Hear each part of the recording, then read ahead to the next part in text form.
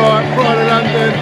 London is blue, let's have it right. Up the Chelsea, up the Minerals FC, let's have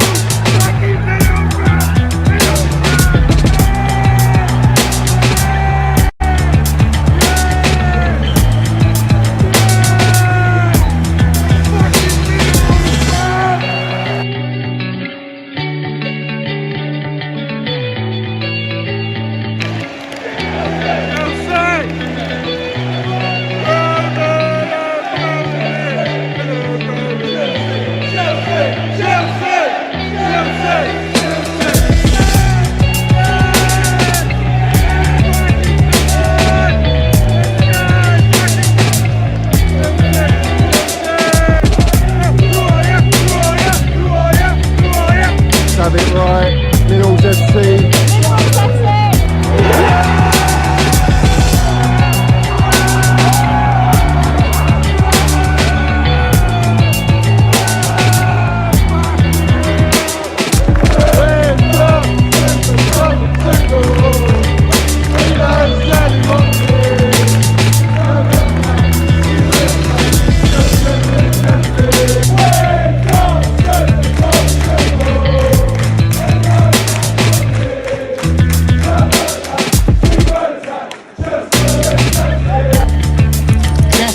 You got the minerals, yeah?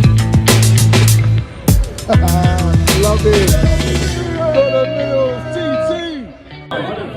Hey, Johnny's got the fucking minerals, mate.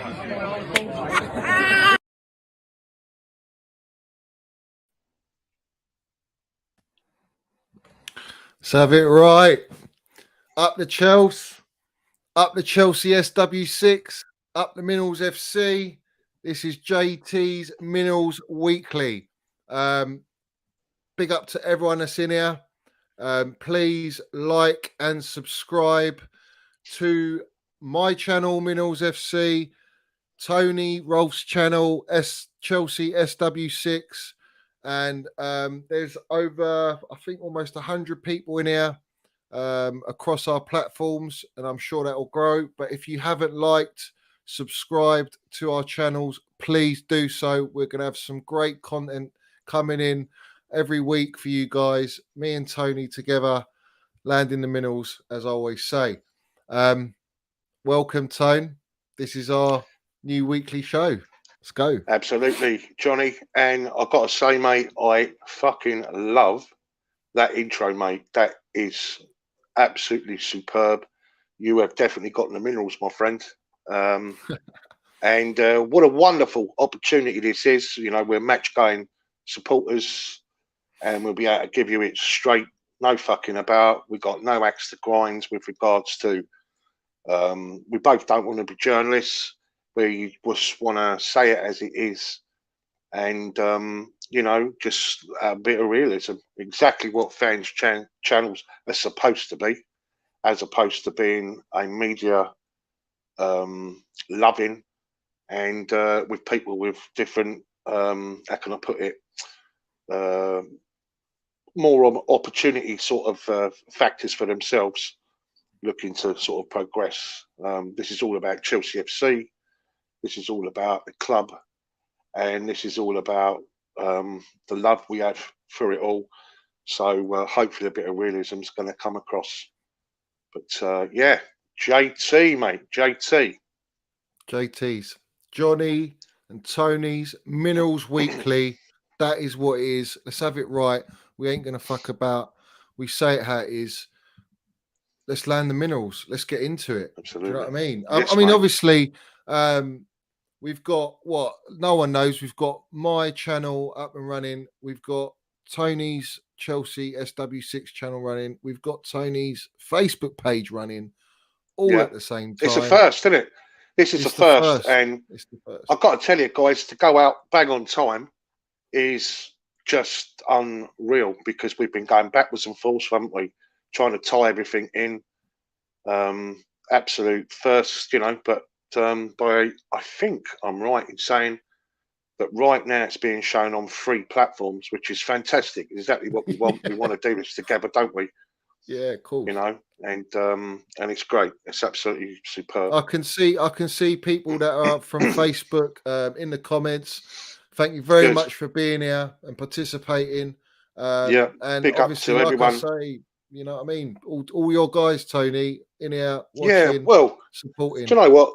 Everyone, I'll tell you now, right? That Chelsea SW6 Facebook group is something else. I've got some great people on that, you know, and just massive respect for anyone that's tuning in. And this is something that I've always said. I've tried it a few times, Johnny. You know that, to go out live, you know, to the Facebook group and that. And I've tried it and everything else. But now, finally, hopefully, it's all coming together. I found someone that I want to do things with, yeah, and it's you know, and I like to go out, you know, and try and give as much information as I possibly can, whether I'm writing something about Chelsea or just putting out content. And really looking forward to this season, you know, coming up, and hopefully this is the start of something, as I say, between us, mate, where we can grow together and you know, get the right 100 people on. Yeah, 100%. Like we've met a few times. I've been fortunate to meet you, Tony, because you are, let's have it right, a legend in the game, proper Chelsea. You've been home and away Europe a lot. You've lived more years than me, and you've experienced stuff that I haven't experienced. But you know, it's truly like to have you on my guest show. You were my first guest on my guest show. I've only been running my channel for about a week and a half, coming up to 2 weeks now.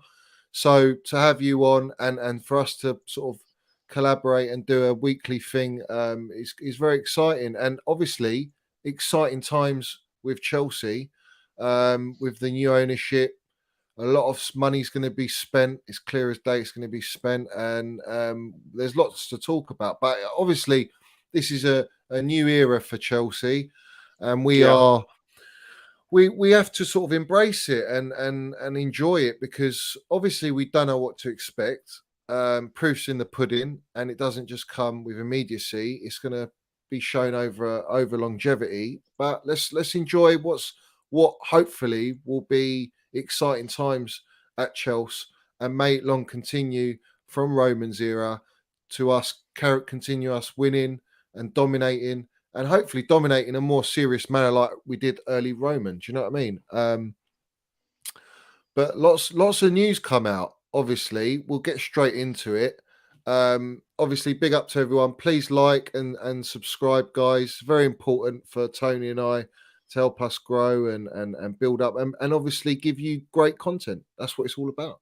And talk about the club we love. Yep. And we get to vent out. We get to talk about the good things, the bad things, whatever it is. But one thing everyone knows from me, I will land the damn minerals. Tony will land the minerals, because we got the minerals. Let's have it right. But let's say it how it is. Sterling, we'll go straight into it. Yeah. Raheem Sterling looks like 45 million, roughly. That's the figure going about. A few hundred grand a week. It's a nice small change. And let's have it right. When we first spoke, I wasn't overly excited with Sterling. You really wanted Sterling. Yeah, Me I wanted personally, Sterling, yeah. I was like, well, I like Sterling. You know what I mean? The currency and that. But listen, Sterling as a player, I'm actually a little bit excited now. I'm a little bit excited. I'm going to back the kid because Tommy T wants his player. So I'm going to back this kid 100%. And I think we're getting a player that's 27 years old, who's been in the game. He's won title after title. He hasn't won the Champions League. Right. He hasn't won the Champions League. But that's why he's coming to Chelsea, in my opinion. He's coming to Chelsea to win that holy grail of a trophy that's eluded him at that club. 45 million, Tone. Let's talk about the price tag. What do you think? Well, in today's money, it's an absolute steal, Johnny. I think it's 45 plus 5 add-ons. And you know, I know it's not 100% official. It's not on the Chelsea website, I don't believe. No. But the likes of Ben Jacobs, Nick Kinsella and that have all confirmed it, and he has agreed, it's on Sky as well, isn't it, that he's agreed personal terms. At 300 grand a week, it's not a small change. He makes himself the highest paid player at the club now. But he's worth it, every penny. And I think when you see the likes of Manchester City, ex-Manchester City players, all kind of saying, don't go, stay, we're mad letting him go. And, you know, I think it says it all, really. The guy's a proven international. He's a winner. And he'll give us that injection of pace. It's a beautiful deal for me, Johnny. I think it completely and utterly changes everything. I think it makes us more potent. And I think it's a magnificent acquisition. Great first signing. Obviously, we need it to be totally tied up. We don't want to, I mean, I believe it was us and Leicester were the only ones that hadn't actually put pen to paper. But by the looks of it, this is a done deal now. It's 99.999%, isn't it, in the bag? And what a great first signing. And he really, as I say, really does improve us as a team going forwards. Exciting stuff, mate. Really, yeah. I mean, great signing. He's I think 45 million. I wouldn't have gone above that, and I think we've done a good deal there. If that's the actual figure, you never know with the media.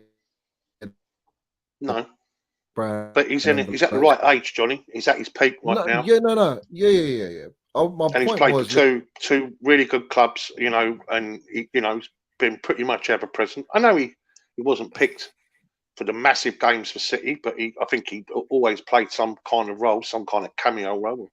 With some description. He scored some clutch goals. I'll tell you that. Yeah. He scored some big goals for them. Honestly, it's a massive steal. You know, a lot of people go, "Oh, it's Man City's leftovers and all that." It's just stupid, you know, saying things like that. And hopefully, this now will relax our fan base because you know a lot of them need to take a fucking chill pill because the fan base you know, are getting their knickers in a twist, aren't they? They're getting all a bit apprehensive and nervous and that. There's nothing to be nervous about. We've just been sanctioned. We've come out of that. Exactly. We've got new ownership. Not even 5 minutes. We need to give them time. And listen, like we said on the last show, they are trying. They are putting bids in now.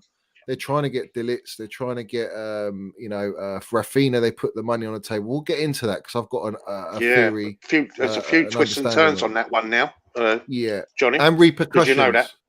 Yeah. Well, but listen, I think go on. Sorry, mate. I was going to say with Sterling, like, he brings you proven Premier League pedigree, experience. He's now hitting his prime.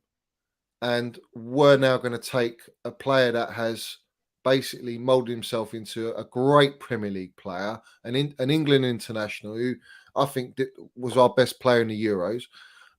Without a doubt. So for me, I feel like you're getting a lot of player for 45 million, and it's clear as day that the gaffer was desperate to sign him and is the first signing. So now Sterling's going to go on pre-season now, which is massive because he can bed in with all the players. He's got great link up with Minerals Mount, as we know, for England. And I think that's going to be exciting. He offers us something that we haven't got currently in our front line, which is very important. And he's a goal scorer. So all those tick boxes. My thing was the price tag. If we pay 50, 60 million on a guy that's on 1 year contract, I weren't happy. But I'm happy with 40, 45 million. Doesn't eat too much into our budget. And we can actually look to spend elsewhere in the market for other positions that we desperately need. But I'm actually excited by this signing. I'm excited. Good. I think he's going to be a good player. And we're going to get him in his best years. Years. You know, Tuchel's going to elevate he's the best him. signing. He's the best signing so far. You know, all the rest may have done deals, and that's fair enough. You know, and let's have it right. They've all needed to. And you know, I think a lot's written about us, said about us, you know, and not taken into account how good we are. Because there was a lot of reasons why we kind of blimped over the line towards the back end of the season. But if you actually look at what we achieved in what was total adversity, I think we've done a magnificent job. 2 domestic cup finals, we won 2 trophies. People forget that. It's almost like we didn't do it. We completed the set, World Club, Super Cup, which I was really pleased we won that as well. Let's say 2 domestic cup finals that went 120 minutes and penalties against Liverpool. And we finished third, and we were unlucky against Real Madrid. I think everyone knows that. Yeah, and we could have very easily got to a semi-final there. So, listen, we ain't far off, So when people talk about us in a negative fashion, I think it's ridiculous, absolutely ridiculous. I'm all for improving the squad with better quality and better backups, because I think we fooled ourselves a little bit about our strength in depth in terms of the squad. But which we'll go on to talk about all the players that we're linked with, because we're linked with so many. So many, Johnny. I mean, I think I calculated 15 right now. We're linked with right now. 15 players, yeah. Yeah. And they're not going to be small fry, are they? They're going to be right. This is the thing, when people get frustrated about it. You've heard, that expression, if you kiss enough frogs and all that. Well, I'm not unhappy with any of the players that we're linked with. So how about that? Let's assume that a lot of them are still our targets. It's not like our targets have gone elsewhere, because they haven't. They're still there. So I think we have to put things completely and utterly into perspective and just chill out a bit more, I think Todd Bowley's having a go, mate. Really he is having a go. Yeah. He's not here to muck around. He's spent whatever 4 billion. He's not here to muck. He's not here to muck around. He's a serious guy. He wants to win. He wants to win over the fans. He wants to listen. This transfer window is just starting. Absolutely. Sterling ain't your only sign. If it was under Roman, maybe 1 signing or 2 at the most. Yeah. This guy's going in. He's doing a massive clear out, and he also wants to bring in about, I've heard, 6 players, maybe 7 if he can. There's a lot of players we're linked with. Ake, for me, seems like the next one. And I think I would assume that there's a deal with Sterling and Ake with City for us. And in my opinion, a lot of the Chelsea fan base are umming and ahhing about Ake. But for me, I think he'd be a top signing. I think he's a versatile player. He's a lefty. He can play left back, left centre back, left in a back 4. He could probably slot him in a DM position. He's a versatile player, and he's a left footer. So that's very important. De Ligt is the other one. De Ligt's expensive, and there's all this nonsense about him preferring Bayern Munich. Well, it's all down to who pays the most money, because Juve want, I think it's something like 80 million euros or 90 million euros, and we've put down something like 65 million sterling, something like that, with some add-ons. It's breaking out that they've put down similar money, but it's all down to who puts down the most money. Juventus are desperate. All Italian clubs are in a real shit state at the minute, so they need money. So the most they can get, that club will sign that player. Simple. But De Ligt, for me, I think is a key one. Koundé's the other one. I don't know why it's gone cold. I don't know whether the gaffer doesn't want him or what. But he's a top player. Is it a case we don't want to spend the 50 million, 60 million on him, another 70 million on De Ligt, and let's say Ake's around 35, 40 million? That's a lot. That's like all your budget, almost all your 200 million on just 3 centre-back positions. You haven't even started with the front line or the midfield. It looks like it's going to be just 2, but I think we need 3. I don't know what you think, but to go with Chalobah and Silva? Yeah, because I think James will play that either right back or right wing back. I think Trev's, obviously, I love Trev. I think he's got the minerals and he's going to be a fantastic player. And he's born and bred Chelsea, so you need that. Silva, for me, can only play in the back 3. So if the gaffer wants to play the back four, you're not going to see Silva in that back four as much. And that's why I think you're going to have Ake and De Ligt, and potentially Trev. I don't know if Trev is going to be that sort of centre-back figure in a back four. I'm not sure. In a back three is all right. And then we got Colwell. What's going to happen with him? He's young, but he's had no experience in the Prem. So I'm like, I don't know. Someone's put here Ampadu. Ampadu's better than him. Ake, better than Ake, and younger. Give him a chance with Chalobah. I sort of agree a little bit in the sense that Ampadu's still very young, and he's played a lot of minutes. He's been around. I think Ampadu's class. But I really do. But I'm not so sure about Ake. You know that. I really ain't. Only because of the money. Well, we get better value for Koulibaly, and with all intents and purposes, we've met up with his representatives the back end of last week with a view to attract, and we know we could pick him up cheap, 20, 25, 26 mil, which is a steal for him because he's got levels of experience. Ake, as you say, is quite versatile, and I think we are perhaps edging towards that one.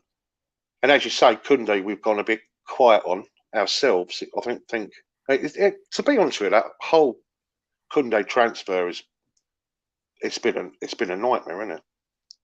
But what do you think, Tone? Do you think the gaffer don't actually favour him? Or is it a case of that is a Marina signing? If that was the way I look at it, if that was a Marina signing, she could have signed him last year for what? Same money, basically, right? And I don't get it because we could have done with him, but then Tuchel said, "Well, I want to stick with Trev last season," and that's worked wonders. Obviously, bringing through Trev, but it was like at the start of the season of this window. Koundé was a done deal. We're going to get him. Fabrizio's been saying it for a year. The deal's close. It's not quite here we go, but we're there. And now it's all gone cold. We don't know what's happening. Does Tuchel even want him? Well, it's that. And also, let's have it right. I think we have to talk about Barcelona because they're holding everyone to ransom right now. And really and truly, the whole circle, we've got 3 players that are kind of linked with us. Don't know whether they're going to be playing for Barcelona or we're going to get a shot at it. And of course, one of those is Koundé because, he's linked with them. And I don't think they'll have the money to do. I don't think they've even registered Christensen. I know there's pictures of him in the Barca strip and all that, but I don't think they've registered him. I don't even know how they're going to stay afloat. You know that, Johnny? Barcelona, let alone sign all these players. For example, Lionel Messi's owed 100 million. PK around about 80 million. And the one that United are trying to get, I think, is 30 million. Yeah, I think that's why he's holding on or whatever. So trying to get his dough. And then of course they've got to buy these players. I think they're in big trouble, mate. Really, really big trouble. And it's rather noticeable that I don't want to jump the gun here onto another player, but Raphinha now has changed his language, hasn't he, towards us and all that. And Leeds have now put in an ultimatum to Barcelona, haven't they? Basically to say, look, which they're entitled to do because they got a concrete accepted bid on the table. It's not just like, well, we'll just wait around and see if you can get it together. It's ridiculous. And I think more will come out with that. That more and more come out with that, Johnny. Because Deco apparently took the dough, didn't he?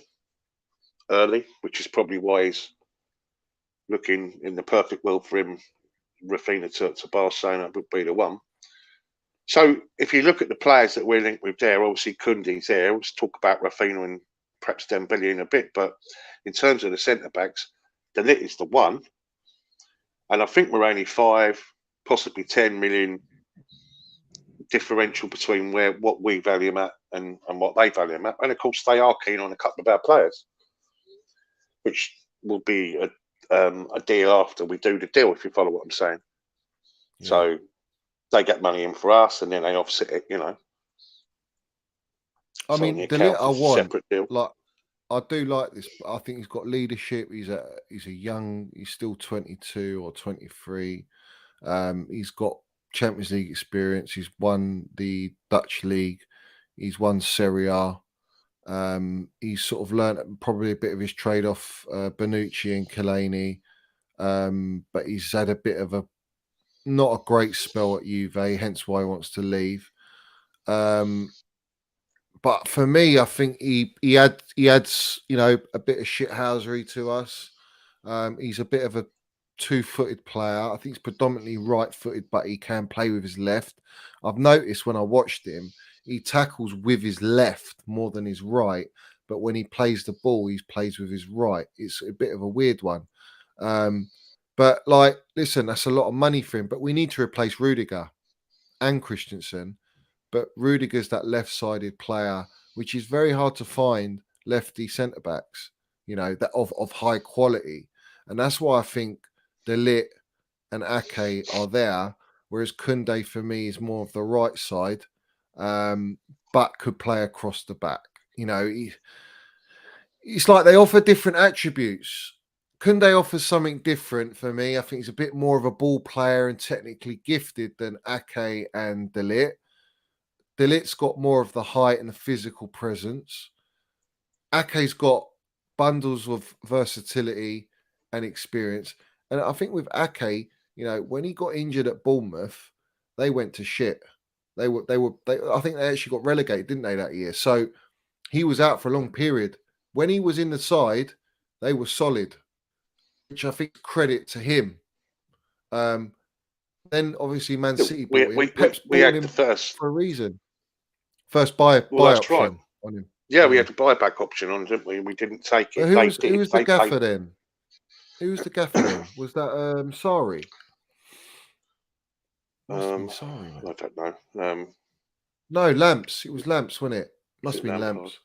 Yeah, it's Lamps. Okay.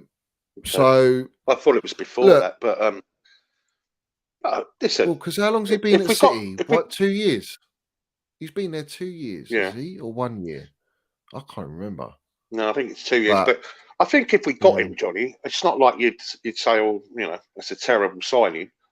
I just think with what's available right now, if you wanted to, you know, if you wanted to be, I think the perfect scenario would be that we got De Ligt and we got Koundé, quite frankly, because that's two absolute pieces of quality that again elevate us, and that is what it's all about right now, making us better.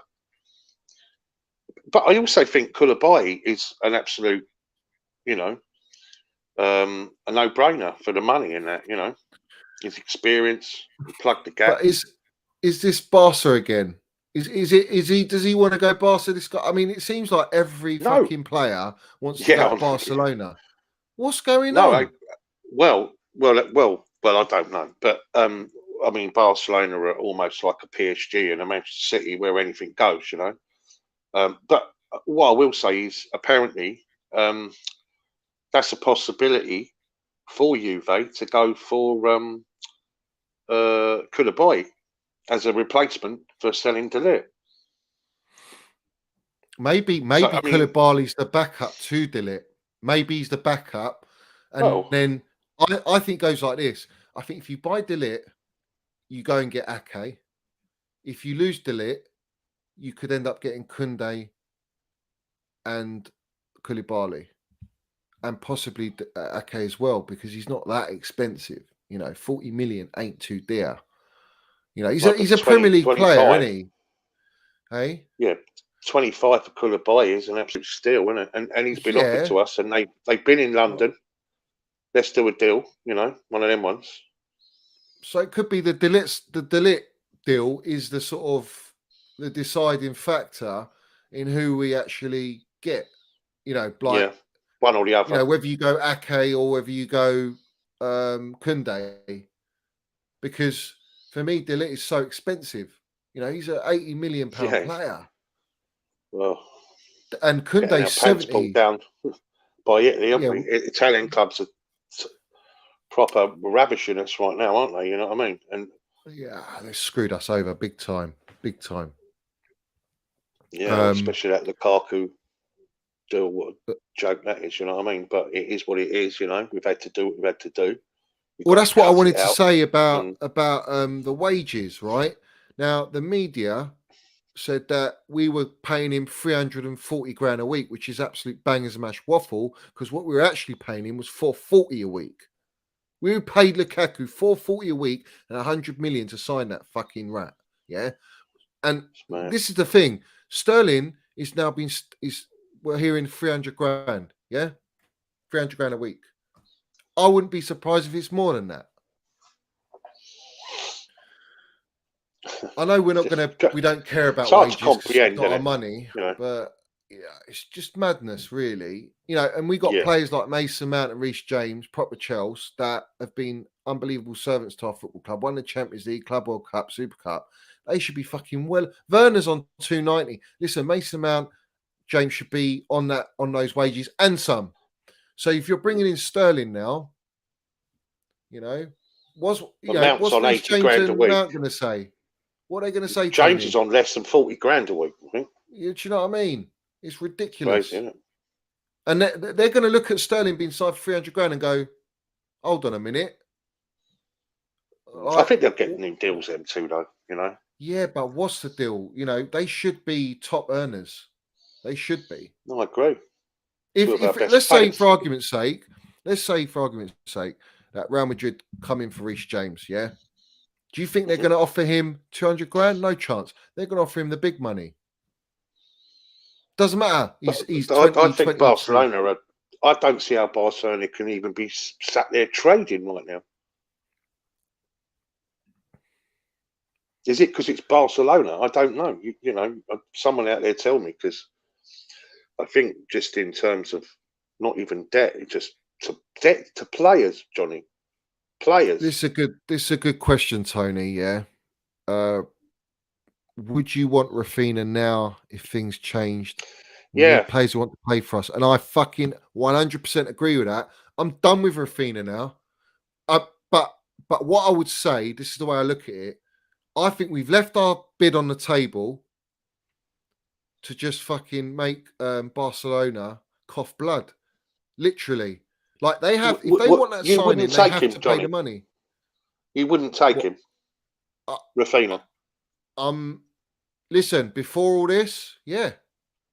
But the way he's moving now, waiting, sitting there like a puppy for Barcelona, and that's clear as day's first choice, that doesn't really sit right with me. That's another Lukaku scenario. What's going to happen when he doesn't perform or he doesn't play well and he gets benched? I know they're all mercenaries. I know they're all mercenaries. All of them. I get that. So, but you have to take whatever they say with a pinch of salt. And apparently, now his language has all changed now anyway, Johnny. Yeah, because he's now saying, well, he's softening the whole approach towards Chelsea because he knows. Listen, he hasn't even got a deal. Dembele is out of contract. They want him to take half the amount to carry on. That's a loss of over 300 grand a month, possibly more. Raphinha hasn't got a deal in place, and Leeds United, quite rightly so, probably want to be fair to the player, and back him. Yeah, but if it's a case you can go and get, Dembele, I'm taking Dembele over Raphinha. At least Dembele's not gone, I only want Barca and you've lowered my wages, but I want to stay. Yeah. For me personally, the way I look at it, I take it personally when a player doesn't have my football club as their first choice or preferred destination, and we've put in a serious bid that's been accepted, and you're basically waiting for another club that's got not a pot to piss in and waiting to get some brown envelopes under the table to go and try and get near that offer. It's just ridiculous to me. It's not something that I like, and I'm not disputing if he signs for us that he'll give his all, because he played for that dirty scum Leeds and he did play for them, but listen, playing for that team and playing for Chelsea is different level. He's never really proved himself in Champions League. We don't even know what he's going to be like. He's 25 years old. He's no spring chicken. So I think it's a bit of a risk, personally. I know the gaffer wants him, but I think it's a case of that they're just trying to force Barcelona, who desperately want this player, because let's have it right. They did agree terms with him before us and Arsenal. Arsenal were then after Barcelona, and then we come in last minute, right? And I feel like we've left that table on that bid on the table so that we can kind of like force Barcelona to match it, sign him, and then we can get Dembele. Because Dembele's and De Jong, for that matter, are both having their wages reduced, which is not their fault. It's the club's fault for paying those wages and then not being able to afford them. And they expect the player to stay because we're Barcelona. Don't work like that. Football does not work like that. So I feel like Dembele, if we offer in more money than what obviously Barca have offered and put on the table, I think we'll get him. We have. Yeah, so we should get him. Yeah. Well, but again, apparently he would rather get a new contract with Barcelona. The only thing is Barcelona are saying, well, yeah, you can stay, but you have to play for half the amount that you were on before. And that's how bad it is at Barcelona right now, Johnny. Yeah, so it's ridiculous. It's absolutely ridiculous. I mean, in all truthfulness, I think we've left the bid, like you say, in there. Apparently, Arsenal have upped their bid as well to 65, like us. But I think the difference between ours and theirs is that Champions League, a majority of ours is up front. There's, I think, 50 mils, like up front sort of thing. So it's more, beneficial for Leeds to accept our bid, definitely from a financial perspective. But I think it's more a case of, well, it's almost like a checkmate scenario, isn't it? Where, and Arsenal too, like where we both kind of left our markers there, waiting for something to happen. But Dembele's out of contract now, Johnny. He hasn't got to deal with anyone. Unemployed. Yeah, I know. and apparently they've not registered Christensen as a player. I thought that was done the other day. No, I thought that was done the other day. And they brought out that shocking edit. Couldn't even do 4K or something. I saw it on the timeline. Look, as far as I'm concerned, I hope they do sign Raphinha. I really do, because I think that opened doors for us to go and get Dembele. Yeah, and I want Dembele. I know he's injury prone. Don't get me wrong, he's injury prone, but he's a baller. He's a baller, and he's younger. Yeah. And Tuchel has worked with him. Tuchel knows him. Yeah. Tuchel said he's the most talented with Neymar that he's worked with. So he hasn't said that about Raphinha, and he ain't worked back with Raphinha. Raphinha for me is like that sort of durable utility player. He's going to play him wing back when he needs to. He's going to play him in the front line as an inverted wing back, and he's going to get him to get stuck in. I get all that. I understand all that. But for me, Dembele, Rice, De Ligt give you that backbone. That with Sterling as well there, and you got Kai and you got Mace.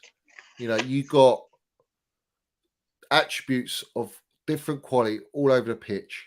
And that for me is the spine we need to build upon. And I'm very optimistic we get Rice, yeah, Tone. We both want Rice. And the majority of the Chelsea fans or proper Chelsea fans want Rice because they know what a baller he is and what he can bring to our football club. But it comes at a ridiculous cost. And West Ham, the scum that they are, they don't want to lower that price. They don't want to sell him. And on top of that, they're happy for him to go next year when he's only got 2 years on his contract and get less money. Work that one out. It's just nonsense. They just want that money. If you pay them 100 million, you're telling me they're going to reject? I don't think they reject 100 million. They ain't going to get that next year. I think they take it. So that for me is one at the back end of the window, along with a potential Neymar or whoever it is. Yeah. Do you want to go through your list and that, or what? Do you want to talk about? Okay. Would you take Raphinha still then? Firstly, would you still take? Yeah, Raphinha I would. Yeah, I would, because I think it makes us instantly better What I want us to do in this transfer window, right? I'll be totally honest with you, is I don't think there's a great deal wrong with us, right? We don't get to 2 domestic cup finals, champions of the world, you know, and everything else, and Champions League quarterfinals. Listen, we're a decent side, yeah. We're top 3. We're in the Champions League again, and we are, in my opinion, levels above Arsenal and Spurs. They've had to improve on the transfer window just to get anywhere near us. I don't think any club that went through what we went through, right, would have achieved what we achieved. I think it's incredulous. So, if we are going to get better and try and plug the gap between us and Manchester City and Liverpool, then we have to have better quality. So if we're going to remove players out, we need to replace them with something that's far much better, that makes us move forward, you know, elevates us onto a different level. So we know that gaps right now, we need centre backs, we know that. And De Ligt would be a massive one, as you say.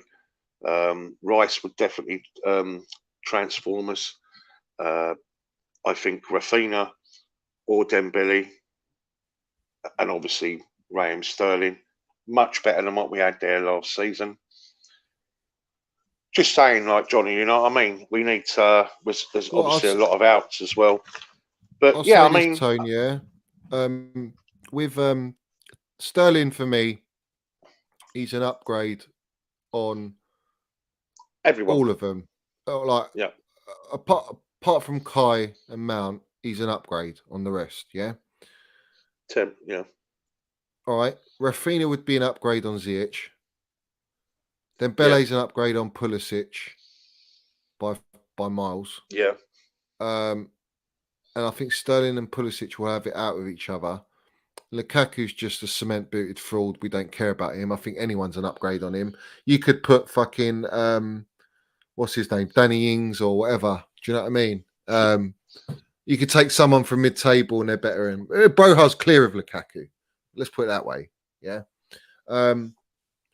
So, I mean, so for me, if we look at every player we're going to get is going to be better than what we got. Okay, so today, let's look at what we are involved in right now, and then we can discuss whether we want those players and the latest up to date on everything, right? So we know that we are, according to most of the foreign press, this is coming from the foreign media, Matheus Nunes, right? Sporting. Now, according to them, we've tabled a £45 million bid with 5 million on add-ons. He's a player that, as we know, Pep Guardiola was, you know, coming out with superlatives about in their performance against Manchester City. And he's a player that apparently we are interested in. What do you think about that? I mean, I've got to be honest, I don't know really too much about him. Do you see that as something that we need, or perhaps it's not a gap that needs filling right now, that's for sure. But he is, for all intents and purposes, a decent player. Do you see anything which one's there? This time? Which players this one? This is Matheus Nunes, 45 million plus 5 million add-ons.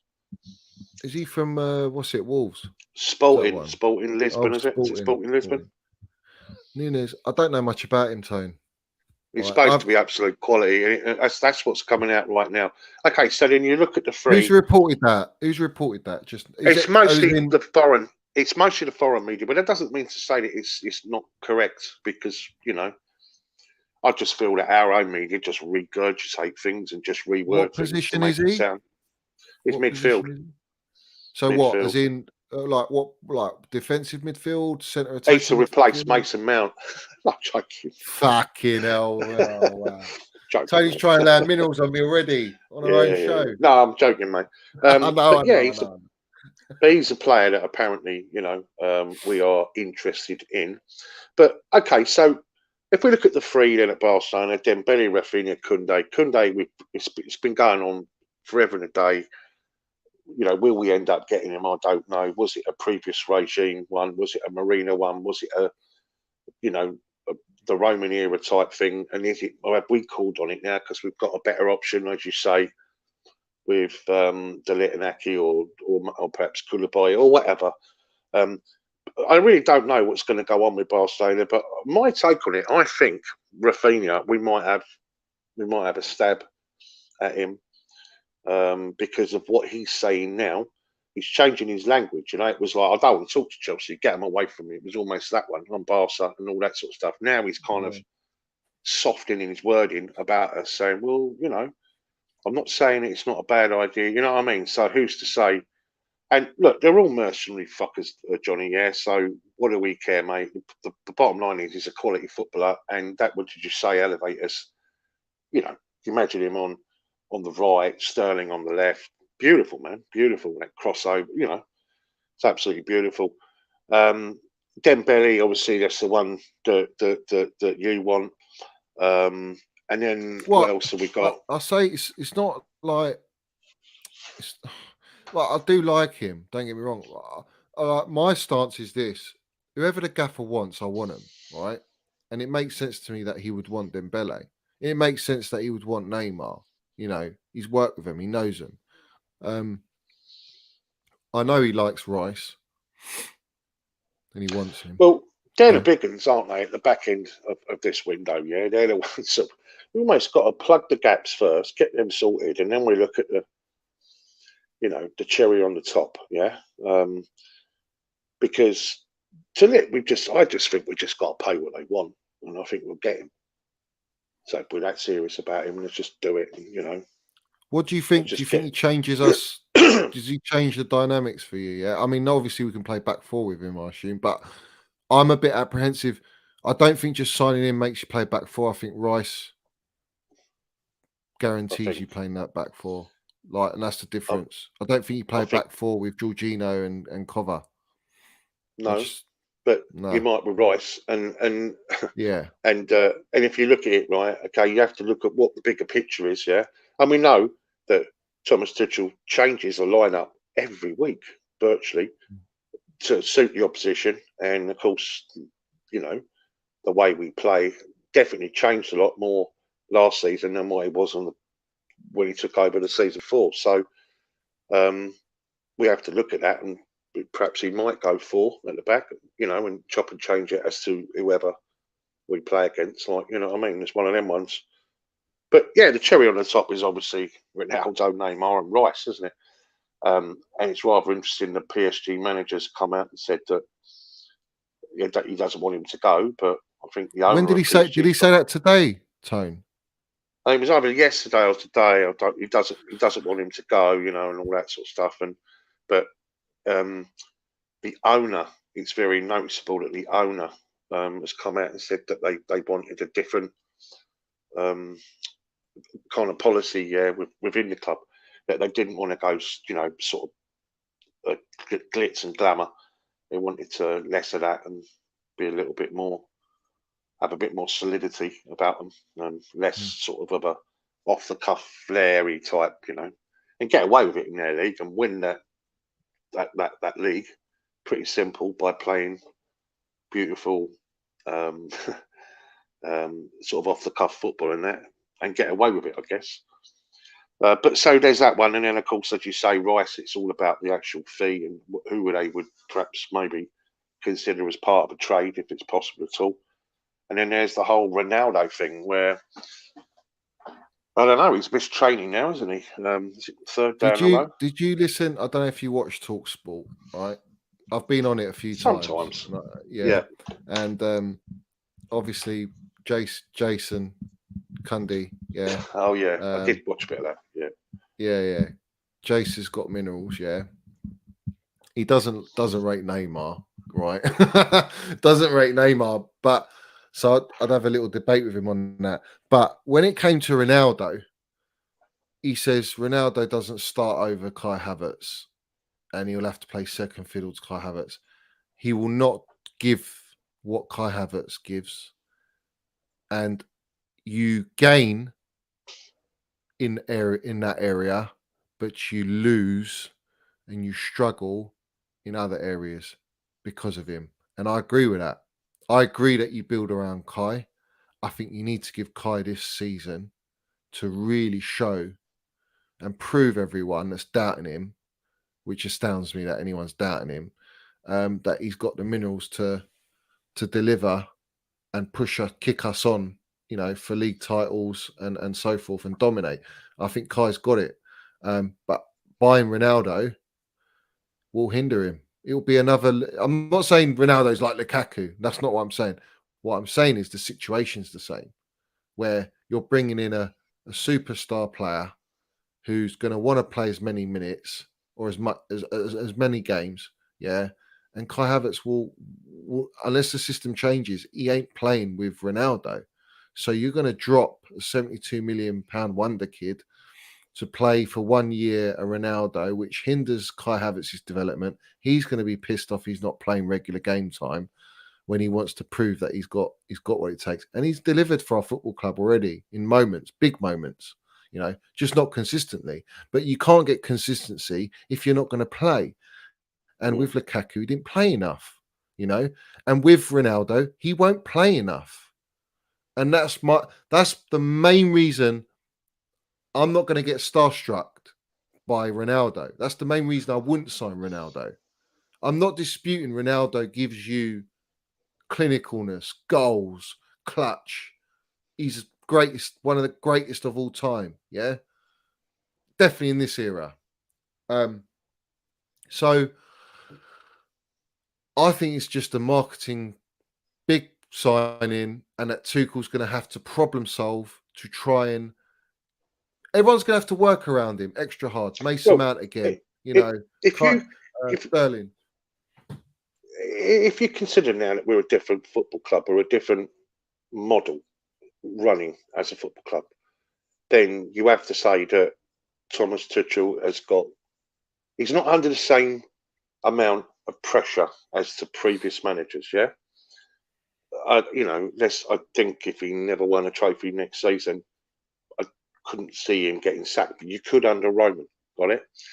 So from that perspective, you know, Ronaldo, Neymar, they're commercial deals. But, right? And this is the point I made in our last stream, Johnny, I guess. If you look at it from, if you don't see us winning the league next season, right, and you see us finishing, no matter who we sign, because it's going to take a year to, you know, settle down and this and get themselves in the system. Man City are pretty much the real deal already there, yeah? Okay. And you have to say, so are Liverpool too. So if we're not going to challenge those two, right, in terms of being champions, right, which is what we want to see, because it's been a long time now since we won the league title, then you could argue, right, okay, let's enjoy the ride. And from a football, because listen, football is a business now, as we know. Todd Bowley is a marketing genius, and he would milk a Ronaldo signing and a Neymar signing to the absolute limit, and it would elevate our football club to stratospheric proportions, where we would elevate as a club again because of all the eyes of the world would be on our football club onto another level the following season. Yeah, because there'd be so much interest in us as a football. You know what I'm saying? Yeah, these two players have their own set of supporters that kind of go with whoever they play for. Do you know what I mean? So, and also the fact that Ronaldo, let's be honest, right? I know Kai Havertz, and I know exactly what you're trying to say, right? It's a lot of money, young lad, you've got to back him, blah, blah, blah. You know, if you look at the amount of goals and opportunities we create, it's probably one of the, if not the most in the Premier League, certainly right up there. And so many games, yeah, where we should have killed it off, right? It was so, you know, Manchester United away, for example, is a classic example. Yeah, that was. We should have won that game 5 or 6 or 7-1. Yeah, the amount of chances we had, right? Okay, and we fell short. And then you had Ronaldo, one touch, bang, in the back of the net, right? And that's the difference, Johnny. You know, if Ronaldo was up top playing for us against Liverpool in that Carabao Cup final, perhaps we'd have been not playing for penalties. You know what I mean? I because don't doubt that and that's tone. I don't doubt and that. I'm not saying, but I are just you think that lessening he'll. your desire for Neymar now? Am I less in my desire for Neymar? Yeah. No. The reason I look, I know Neymar. There's question marks about whether he can sustain the Premier League because it's a tough league. Let's have it right. Yeah. Then that's the same thing for Dembele. But the only reason people don't say that about Dembele is because Dembele's a free. Yeah. And Dembele's more injury prone. So if anything, Neymar's less risk, right? And arguably more talented. For me, Neymar, the reason I take Neymar over Ronaldo is because he can play on the left, he can play on the right, he can play in behind. You could put him false nine, if anything, right? With Ronaldo, you can't do that. And He's I up think top. Ronaldo just be like Lukaku, one position. He Granted, does he's track. moving. He doesn't track. He's not relentless, but he does track. No, yeah. But what my point is, I'm not saying he doesn't press Ronaldo, but he won't be able to sustain it throughout the 90 minutes. It'll be in periods and moments. And in Tuchel's system, you need to be on it. Yeah, you got to press Wouldn't part of relentlessly. Johnny, turning up next season, you read down that team list, and that and and Neymar's in that side, yeah. You wouldn't, that Champions League night on a Wednesday night. I don't know, let's say Paris are in town or whoever, yeah. And wouldn't you just, you know what I'm trying to say, yeah? There's something quite sexy about it all, isn't there? Let's be fair, right? And I don't think we'll ever get this opportunity ever again where you're offered two of the best. Well, that's players. why I take Neymar. Personally, I'll tell you why. All right. Well, obviously, apart from the tactical side and that, I think Tuchel will get the minerals out of him, desire and hunger, because he'll have to, otherwise he don't play. And it's Tuchel's team now. He's not run by Roman and the ball. He's run. Todd Bowley's giving him the rein. Yeah. I feel like Neymar. He's one player that there isn't any around like that. No, and look at George Jackson, what you just said there, right? 600 quid a week. It's madness. If you were paying 600 quid a week, it is madness, George. We won't pay that though. No, Paris have said, well, we'll pay after wages. I think it's 500k anyway. Yeah. And Ronaldo's 500k. Yeah, I read Ronaldo. Listen, that's what I was going to say, Tone. Ronaldo ain't coming Chelsea. I don't think he is. No. I guarantee you ain't coming because United will not sell Ronaldo to Chelsea because United see us as a competitor, a rival, top four, Bayern Munich, all that. isn't it? Right. So for me, I said it. He go Bayern Munich or he goes PSG. Or Paris. But yeah. Either way, Messi, Ronaldo link up. Neymar is there to be taken, and I think we are the only club that can take him, and that he would want to come. He's got Tuchel, we got money, we got Champions League, we got ambition, we got ballers in our side that will work, yeah. And obviously, we've got Thiago Silva. That's a key one now. That's how Rudiger got Kai Havertz for us and Timo Werner. Kai Havertz was the harder one to get, and we got him because of Rudy. So I just. So how many goals did he score for Man United? 20 goals, Ronaldo, wasn't it? 20 goals? Like that. 18 or something, 28 and 20 goals. He's the best player. All those chances, all those chances, though, Johnny, that we create, I'll tell you what it is, I'm not entertaining Ronaldo because it's not going to happen. No, fair enough, mate. Yeah. For that reason, I'm not. Look, I wouldn't say no to Ronaldo. Okay, I wouldn't say no to him, but the way Tuchel plays, I just don't think at the age he is right now, it's not the player we need. Yeah, We tried that with Lukaku last season, didn't we? We thought, yeah, we'll get a finisher, or the board did. It wasn't Tuchel that wanted Lukaku. The board wanted Lukaku. And we got it. Yeah, we got him. And Tuchel couldn't work with him. He wasn't what we needed. And I feel like Ronaldo might take you in that step. If we end up signing Ronaldo, Tuchel's given his go-ahead, isn't he? Because that's the way Bowley said. He set the tone and said, Tuchel gets to sign up all the players. If we believe the brown envelopes. Right? What happens? Yeah. What happens if Todd Bowley goes against Tuchel and he says, I don't care, I'm signing Ronaldo. And I have to sign him. Mate.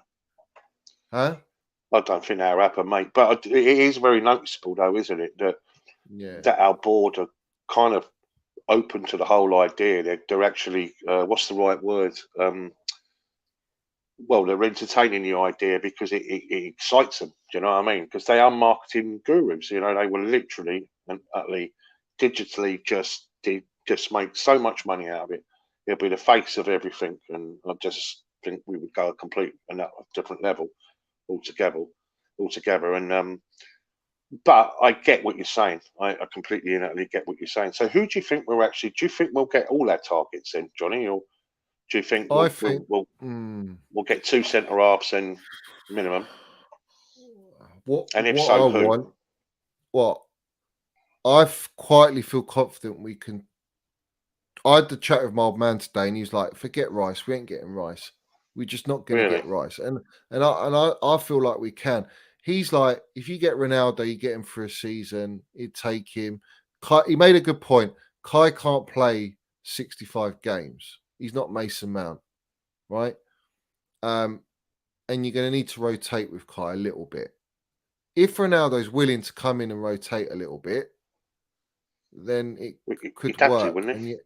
He's got to, man. I know he's Ronaldo and he's going to want to play every game, but like I said, I don't really want to. But we played 60-odd games last season, didn't we? So, we know he's never going to do that. And no, he's going to play all the Champions Leagues. He's going to play the big, against Man City away, Liverpool. Yeah, all that. Granted, and then Kai, if there's a way you can play both, I got so much trust in Kai, and I think he's balling out this season, and I stick by it. I stuck by Mason Mount, and he's balling out, and he's proven me right in every aspect. And I feel like that with Kai. It's just Kai's not had that opportunity, and I feel like this year's his opportunity. I wouldn't say no to Ronaldo, but it ain't happening, so I'm not going to entertain it, and that's how I'm going to leave it. So, are we right in saying then, in terms of players that are likely to go, are we right in saying that the ones that are for keeps is Mendy, Chilwell, Kante, Chalobah, Azpilicueta? I've noticed that he's open to the idea of having an extra year, isn't he? Opening an up one year contract. Yeah. Again, Barcelona. Yeah. With the situation also with regards to Marcus Alonso. So, let's put Aspi in there. James, Silva, Kovacic, Mount, Gallagher, Havertz. They're all safe, if you like, yeah? Yeah. And then the question marks would be Pulisic, which I'd be inclined to keep. I just would, I just think, I don't know. It's interesting, isn't it, that Liverpool were showing a bit of interest there. And then, of course, I don't think he goes Liverpool. I know they've lost Mane. They've signed Salah now. They've got that other what's his name, Nunes or something. If there's any truth, though, was actually interested in Werner. Are you all for getting rid of Werner, by the way? Werner's one of your. I don't hate Werner. I've backed him. I've backed him all the way through. And I can't fault his work rate and that. I just think that the system in the league isn't the best for him. Nagelsmann built his team to get the best out of Werner, and he did. And that's why we went and bought him. But we don't play like that. Lamps didn't play like that, and Tuchel's not playing like that. So That's why I feel like Werner, you're not going to get the best out of him. He's not good against low blocks. He ain't got technical ability. He's got pace. He can be instinctive, but hasn't been really for us. So in my opinion, I think if you can cash in on Werner, if we kept him, I wouldn't be upset. Put it that way. But if you can Well, cash what in could on you him get to for Werner, upgrade, 30 million? it's his wages that are the problem. He's on almost 300 grand a week. And let's have it right. All these clubs in Europe, ain't got fucking any money. No one's got any money. So it's like, it's a buyer's. It's meant to be a buyer's market, yeah. But the buying clubs are having to pay extortionate prices for these players because the selling clubs are so broke they need the money. But when you sell a player, Marcus Alonso, the right, clubs that for are buying example, yeah, fucking ain't got a pot to piss in. Marcus Alonso, for example, right, 10 million, right? Would you not think for 10 million quid, right, it's probably best to keep him I've said this and I got done for this. as backup for Chilwell? Yeah, I mean, I think he's a I think he's a great backup because that's what he is. Last season we had to depend on Alonso because we lost Chile. And he had a great cup final. Yeah, I and thought he in was all right at the towards the end of the Bernabeu he was quality. He's got experience, but for me, Alonso is hot and cold. I personally, for 10 million, that's ridiculous, Ain't mate. worth That's it. a bargain. Keep. It's a bargain. Aspilicueta, by the sounds of it, staying. So there's backup there, left and right. Asby's a legend, but I think his legs are fucking gone, mate. But they're good backups, aren't they? Yeah. What are we going to get? 18 million for the pair? I just want to know who Tuchel is going to replace these guys with. Emerson, Napoli, Ruben Loftus-Cheek, Napoli. Possible. Then there's Jorginho. You got Emerson as well, but Barkley is another. Emerson is not great at defending, not great at going forward. I don't think he's good at anything really. But Tuchel will get the best. Listen, Tuchel will make average players look like fucking world beaters because he's just unbelievable at getting the best out of players. He did that with Rudiger. Before Tuchel came, Rudiger was nowhere near this level, nowhere near it. And he elevated. Lamps wanted to get rid of Rudy because he can't play back four, and Lamps wanted to play the back four. Then you got Jorginho, right? Yeah. And all this, his agent coming out now saying, right, I've got to land this because it pissed me off. His agent come out yesterday saying, yeah, don't worry about the contracts. We're going to chat about it, revive that chat in September. No, you fucking well ain't. Yeah. No, you ain't. You do it now. You either stay or you fuck off. I don't want mid-contract negotiations like we had with Christensen and Rudiger during the season. It's fucking not good. I don't want that shit. I want everyone who's coming at being at Chelsea to play together as a unit with no distractions. All right? That fucked us over last season. Whether anyone likes it or not. And you think Rudiger, like the gaffer couldn't even play Christensen. When we needed him. We were struggling. We didn't have centre back options because of all this contract negotiations and fucking deals getting done. It's ridiculous. It's absolutely ridiculous. So I don't want Georgie. I either want him to sign and say I'm staying at our club for another 3 years or extra 2 years, or fucking go to Juventus. I don't want it in September mid-season. Do you agree, Tone? Well, I only want him to go if, again, we get something better. And, I mean, the Rice is the one, isn't it, really? I think, again, it elevates us, I'm all for keeping Kante, even though, a lot of people now say he's gone past his best, but I still think we stick with him. Oh yeah, definitely. And like you say, Rice, if he was to offer 100 million, You prefer Rice, wouldn't you, to one of them starstruck names, wouldn't you? That'd be the one, wouldn't it, Rice? If Even though it's if not it as was a sexy as choice, Neymar or yeah, yeah, I said it. I even said like I said, there's two factors. You can sign Ronaldo's, Neymar's, fucking Dembele's. You can sign all the top centre backs, but if you ain't got a Declan Rice, I'm sorry, yeah, it restricts the gaffer to how we play. And I think you'll have similar scenarios like last season with Jorginho, Kante, and Kovacic. And Kante and Kovacic, I guarantee it, will be out during the season. So that means you're going to have to rely on Gallagher and Gilmore, who I want both, obviously. But I just feel like Declan Rice unlocks so much.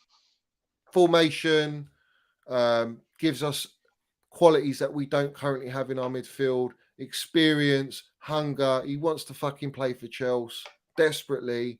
You know, I want players like that. You know, I know we'll pay maybe 100 million or whatever, but he's not going to be demanding fucking 400-500 grand a week as well. You know, he's going to get his decent wage packet.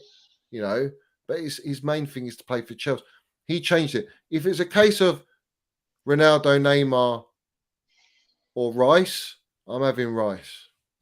I'd take Rice over that, you know, blockbuster fucking glitzy signing, if that makes sense. Because to me, Rice is that. Because of what he does for our football club. But at the same time, like you say, you'd only get an opportunity once normally to go and get a player like Ronaldo or Neymar. So it's a tough one. But I just don't want to watch next season fucking the same shit in midfield. Slow transition, you know. I just don't want to see that. I want to see penetration, fast, yeah, fast-paced transitions, because yeah. that's how you kill teams. And That's how you kill teams. high press, Yeah, and players that can get up and down like wing backs that are literally loads and loads of energy. No exactly. gaps at the back behind them, which we got with Marcus Alonso. Let's be fair, and Aspilicueta, as you say, You do, yeah. that's not their game, is it? No, they haven't I'll got it tell in you them now, anymore. it really cost us last season. You know, Chilwell and Rice, James, they were massive game changers there because of the way we set up at the back and all that. You know what?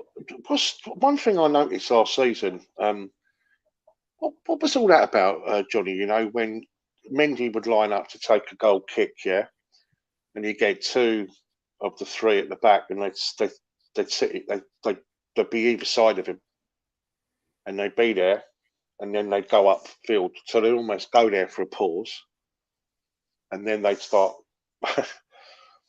It used to happen a lot, didn't it? I used to wonder, what's that all about? You know what I mean? Was that to draw them further up the pitch? And that, because quite often when we're in build-up play, you know, when we're doing them little pretty triangles, it is almost like where they play it out to a wing, like a wing back, yeah, and he brings it inside, and they play almost an acute ball, don't they? Straight away, it's almost like a Tuchel way. But I often wondered, you know, when we used to have two players either side of Mendy, and it's almost like they used to shuffle back, didn't they? And then they used to almost give it a few seconds, and then it's, you know, interesting. Do you know what I mean? I Listen, just hope we get two Mendy's a centre touch and backs go. now. Eh? Mendy's a You what, touch and mate? go. He's not a ball playing goalkeeper. He's a bit nervy. Ever since I was at the West Ham away last season, and it was probably his worst ever performance I've ever seen from him. And ever since that performance, he sort of like he Bit just nervy, yeah. dipped. Yeah, he But lost that confidence is confidence. everything, isn't it? Yeah. Yeah, it Yeah. is. It is. He'll get I'll it tell you what I back. found. He'll get it back. I'll tell you what I found really interesting, Johnny. Listening to Jurgen Klopp after the FA Cup final, actually.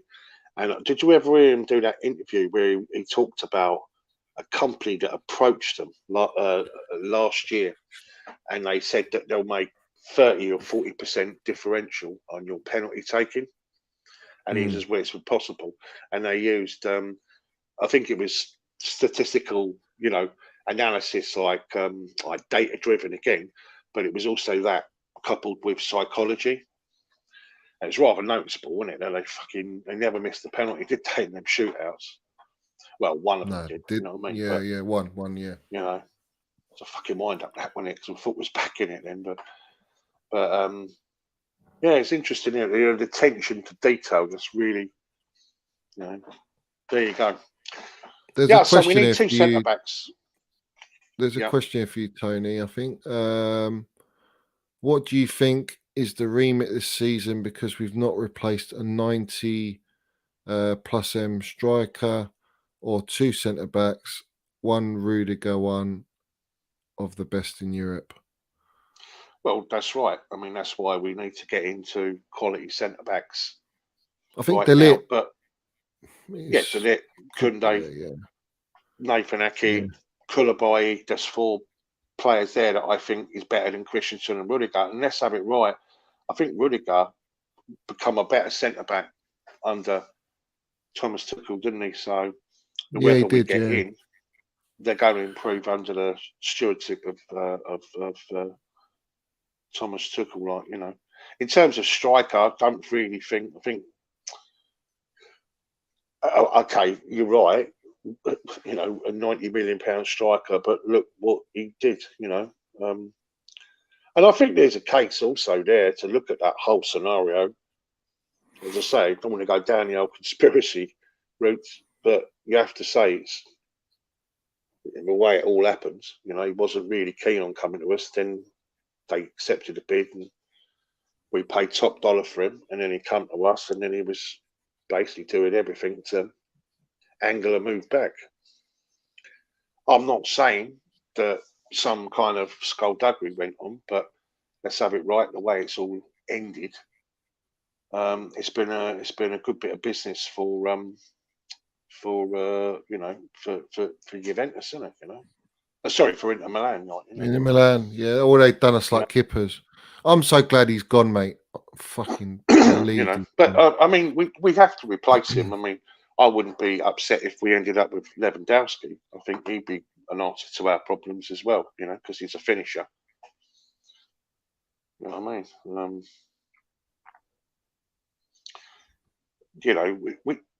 The problem is, right, it's the amount of, there's so many games like where we should have killed it, when the chances created, and just poor. It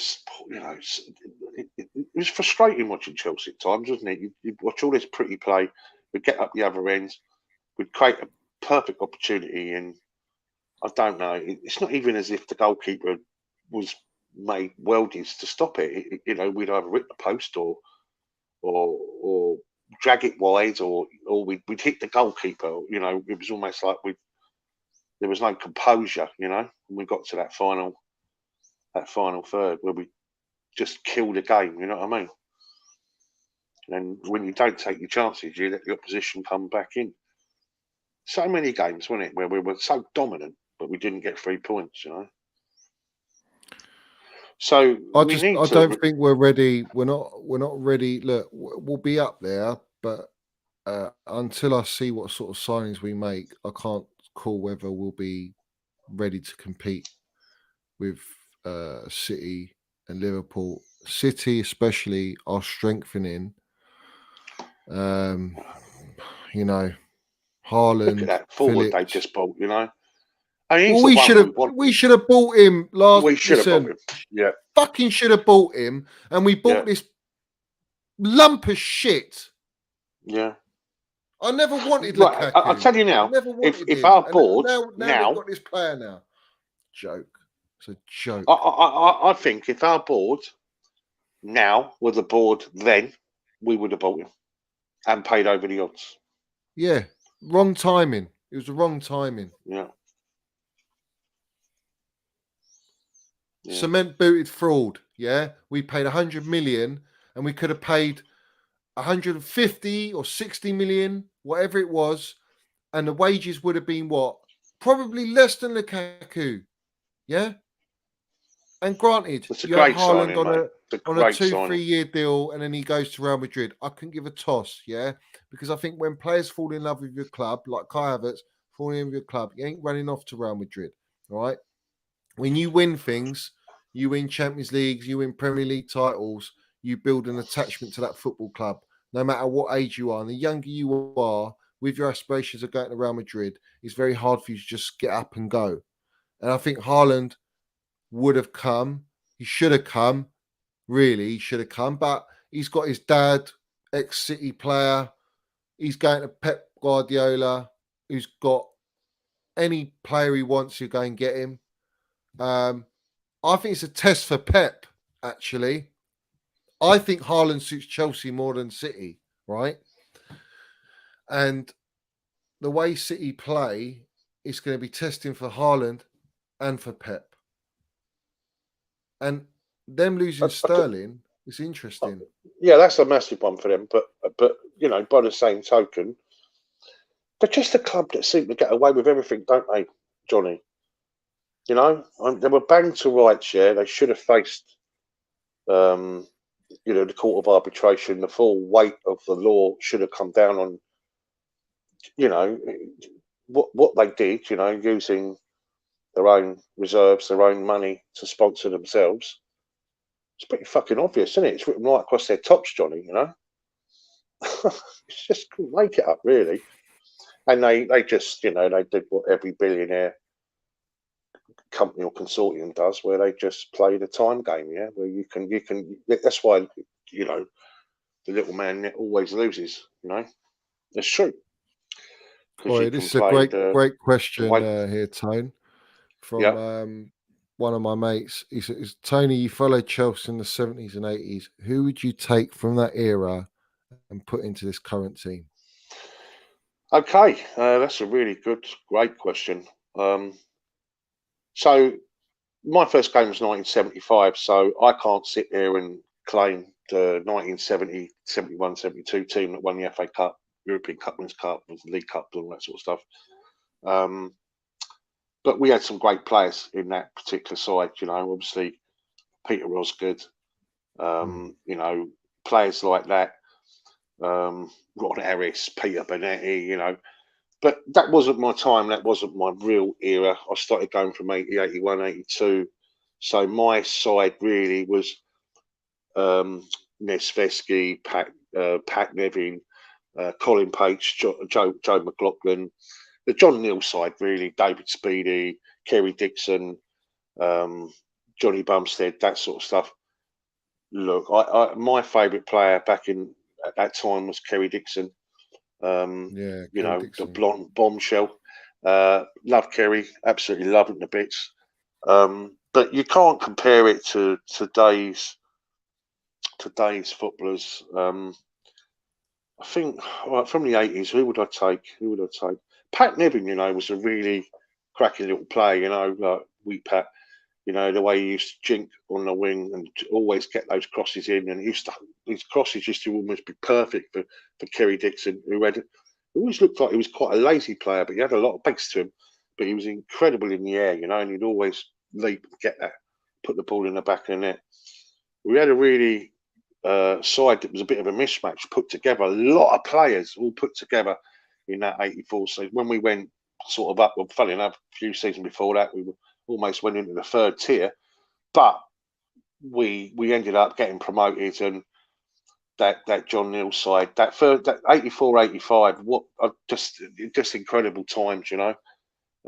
And obviously the first game at Highbury, 20,000 Chelsea fans there. We absolutely took the piss that particular day. I suppose from that era, yeah, probably Kerry Dixon. Of course, the 90s, there's a lot of class players that would very much fit into that side. Before we were bought out by Roman, let's not forget we had Gianluca Vialli, Tori Andre Flo, Dan Petrescu, Dennis Wise, Roberto Di Matteo.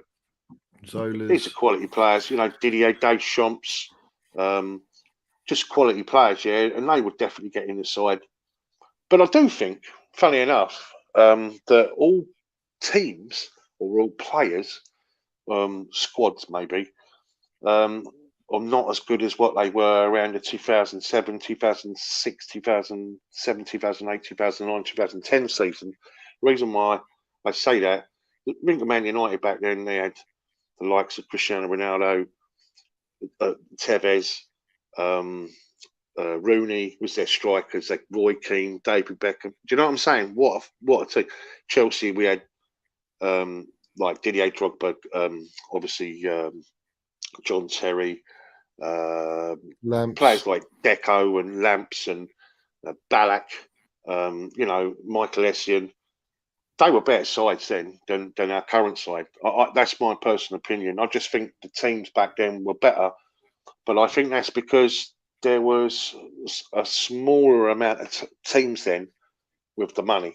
And now, of course, the Premier League's changed now, where every side is half decent and every team now gets a lot of money.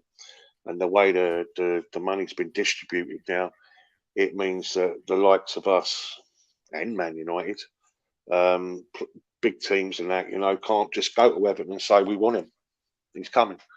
But, because they're saying, well, I don't think so.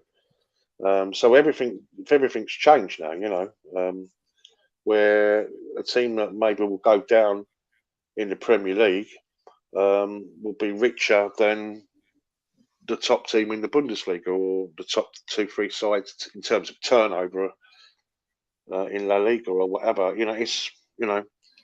I suppose Kerry Dixon, Pat Nevin, 80s, Osgood. I've got to say Osgood, didn't they, from the 70s. Absolute class, But yeah, that'll be my 10 pence worth. Yeah, it's good answer, man. Good answer. Love that.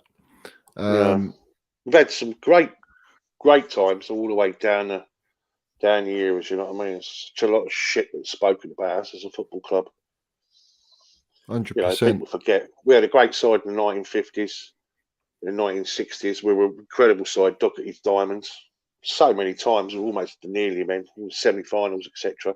In the 70s, it was glory.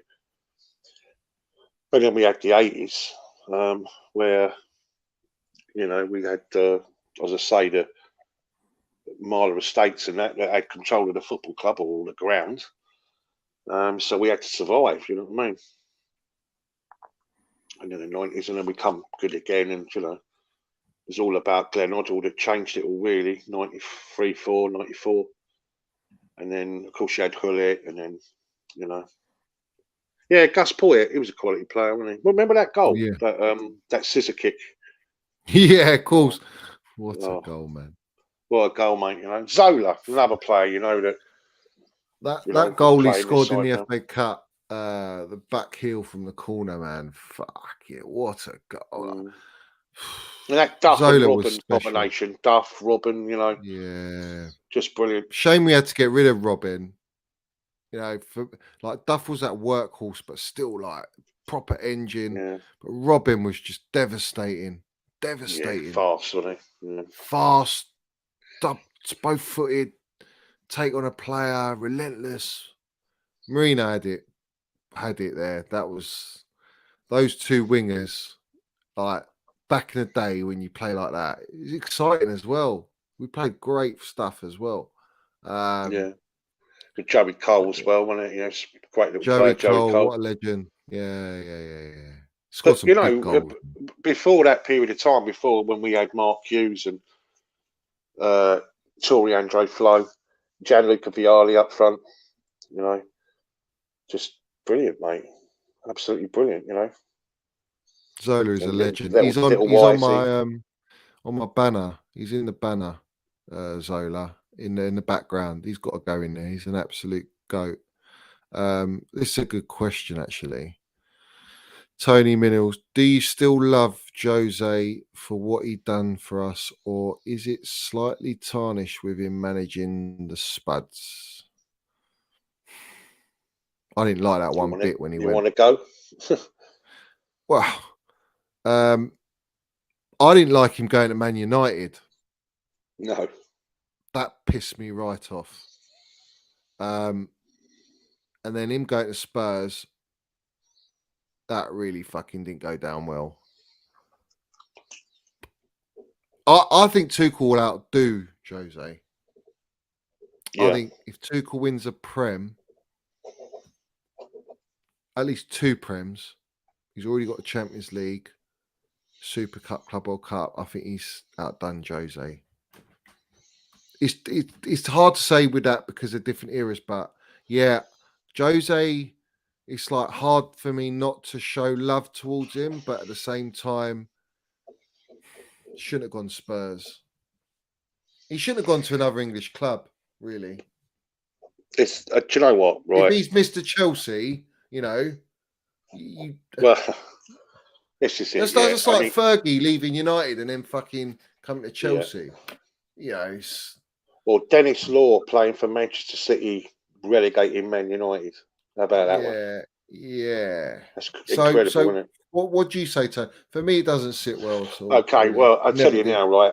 I got to tell you, I absolutely adored Jose Mourinho to the point where just everything about him, I loved him, just loved him so much, right? You know, I remember was it not Blue Tomorrow? What was the film? They brought out a film and actually it premiered the day after he was sacked or the day before he was sacked, first time around. I used to watch that over and over and get pretty emotional about it, really. But when he was, there was a possibility of getting him for a second time round. I remember that particular season. Honestly, it mattered so much to me. Yeah, and I remember that game. I was in the stadium really, really early. I think it was Hull City, and I was so happy. Yeah, so happy. But when he left second time around, I was gutted, absolutely gutted. And I just feel that I just wish he went and he just didn't have to keep bringing us up all the time, because he was always sniping at us and then all that patting of the badge crap on the Stamford Bridge pitch when he was a Man United fan, and then saying how great their fans were, completely forgetting the standing ovation that he got when, let's have it right, we couldn't buy a win. I think we fucking lost about 8 of the last 11 or something ridiculous. And I remember us playing. Who were we playing? Was it Dynamo? It was a Champions League night. Yeah, it was a European night, and the entire stadium stand up for the special one. So when he was coming out with stuff like that, I thought, well, you know. And then, so when he left Man United, I was rather happy, and he started to relax himself a little bit towards us. Yeah. Because I actually couldn't stand him during that period of time. Because I thought, do you know what? You're such a fucking disappointment. You really are. But when he went and became the Spurs manager, I thought, fuck me. Do you know what I mean? That just, you know, all that we're one of you, we're all Chelsea. You know, surely when you come to Chelsea, you know it's in your DNA. You hate Spurs. They're the biggest rivals. They are our biggest. Well, that's how we've always been brought up to believe. So why would you do that? Why would you must know? But now, have you noticed he's left them and he's back to giving us praise and love again, isn't he? I'm just round the corner, and I was thinking, oh wow, is he trying to come the right side of a new regime? I live round the corner. As long as I can hear the fans, you know, happy, that's what makes me happy, and all that sort of stuff. And I think to myself, well, he is a bit of an opportunist. He will say exactly whatever needs to be said in order to get what he wants. That's what he is, isn't it? Yeah. But I won't take it away. He gave me some of the most incredible moments ever. And it's a shame the way it all kind of went, really. I just think that Man United bit on our pitch was unforgivable, in my opinion. And that really, you know... it's hard because it's a hard one to swallow that he went there. And I look at it like this. I think he done an agent Jose and he fucked him up. He didn't win him a trophy, and that was the thing. I never wanted him to win a trophy with him, and he didn't. No. So I'm not happy with Conte. That's either. A little consolation. Oh, fuck Conte. Fuck him. No, I don't care. No, but I'm not. But I respect the fact that I know that Spurs are in a completely different genre now. Spurs now have elevated themselves completely and utterly to another level because we know how good he is. He is an exceptional manager. And I've got to tell you, Johnny, my favourite season was the title-winning one. Yeah, and under Conte. I thought that season I didn't miss a home or an away game. And I was at West Brom that night on a Friday night, and I'll tell you, mate, it was incredible. It's an incredible night, you know. He had the passion and the. He had it with the supporters, you know. Yeah, he connected with the supporters, and that's why. Sorry, that's why Sarri didn't go well, because Sarri just seemed like he didn't give a toss. Conte was really in. Jose was in with us. Tuchel. I wasn't best pleased. I wasn't best pleased either. I'm going to have to tell you now, this is controversial now, Johnny, yeah? But I've got to tell you, listen, I've got to say it as it is, mate. I wasn't best pleased when Frank Lampard went to Manchester City. No, I wasn't. And I was there. I was at the Etihad that day when he come off the bench and scored. And it was the most fucking weirdest thing ever, you know? We was all on the coach and almost half stunned. What the fuck was that all about? You know, we were supporting the player that just equalised against us, and it was weird, you know. I don't know why he did that. Fucking weird. I don't know why he made that move. I don't know. What do you make of him? What do you make of him? I don't really want to get into it, actually, but he'll always be a ledge, right? Yeah. A ledge, yeah. For me, JT's the ledge, you know. JT is full on, isn't he? Yeah, he's full on. And I've got to tell you, I'm really loving this manager, Thomas Tuchel. Yeah, I do. Really loving him. Yeah. He's got everything. Yeah. He's got all the minerals. He's going to take us right to the top for longevity.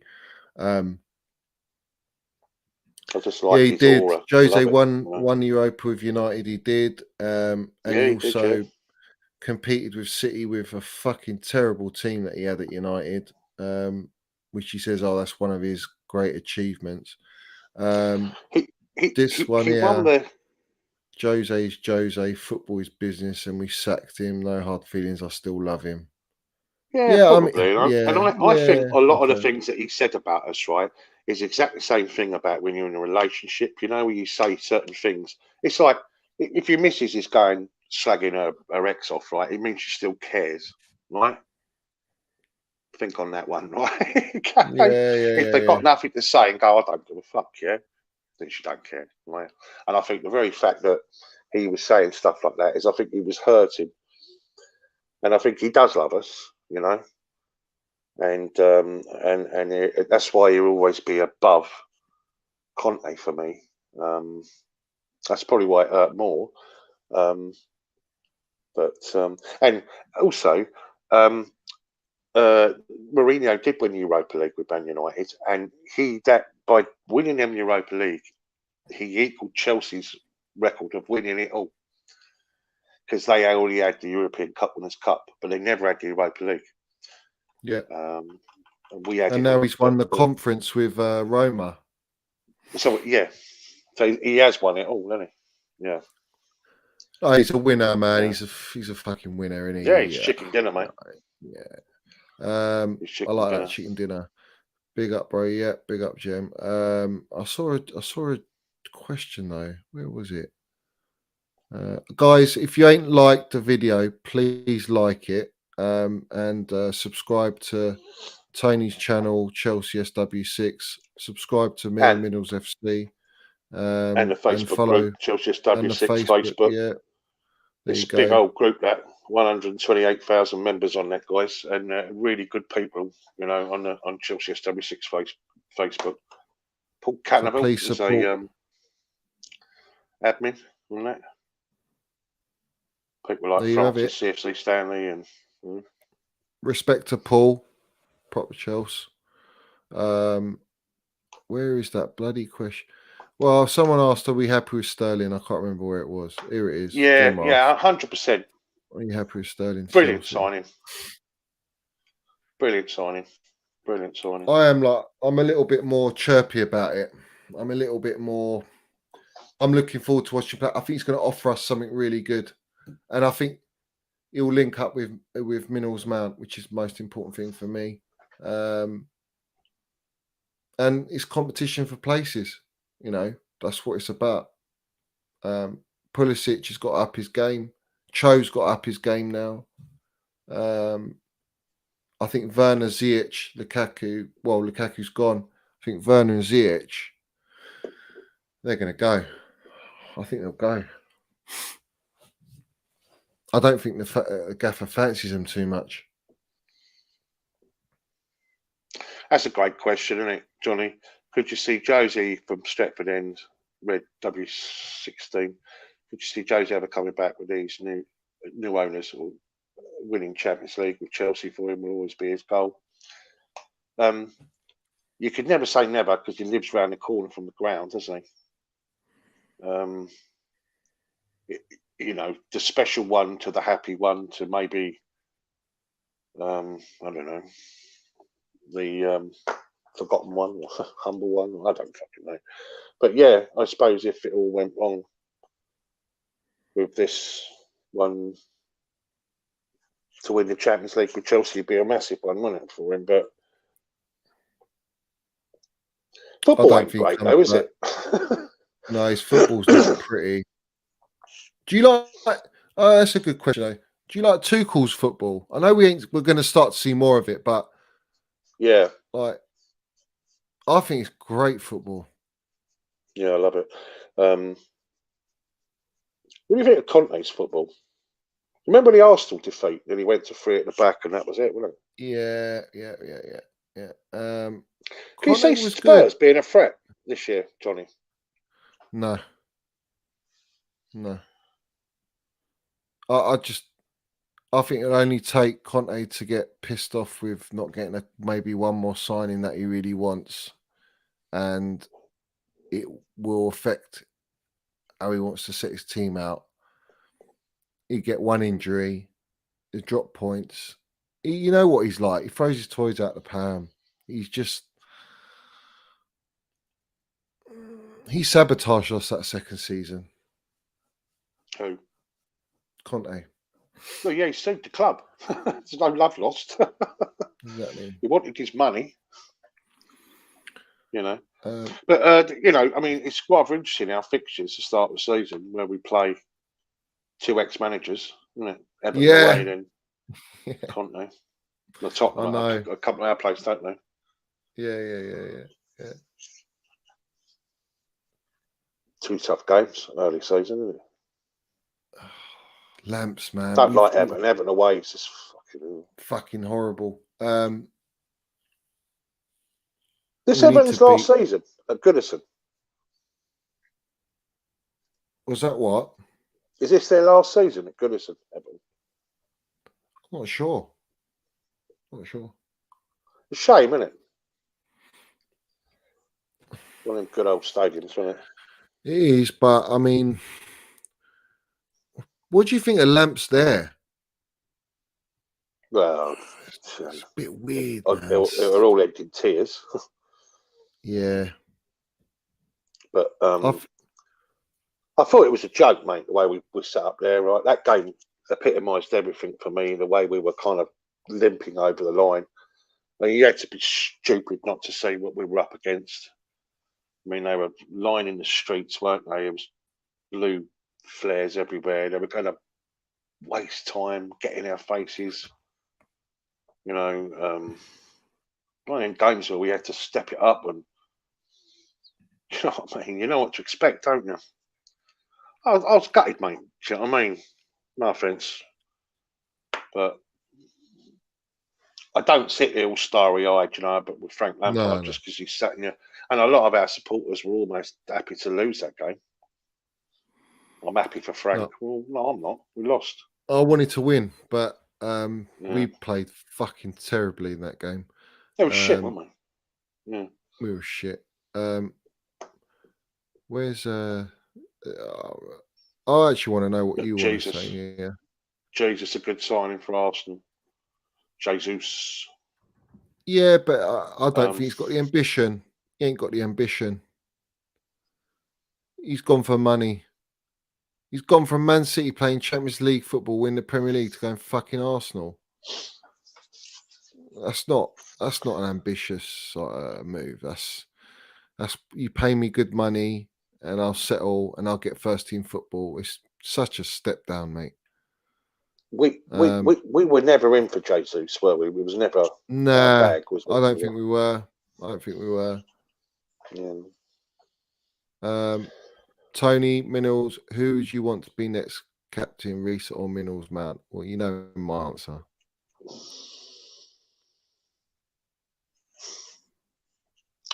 I don't. You know, I always think it should go to a defensive player, but that's me. I'm a bit old-fashioned like that. I think either or, they both do it proudly, wouldn't they? I think that I love those two players. They epitomise everything. I just love them. Reece James, I think, is an absolute, just a mega star, you know. And so's Mason Mount, Johnny. Don't deserve any of the shit he gets. Don't get it at all. Oh, anyone know how England are doing, Johnny? Just England's, is it the ladies, isn't it? You know, someone let us know in the chat. Anyone know? Or do you want to check? Yeah.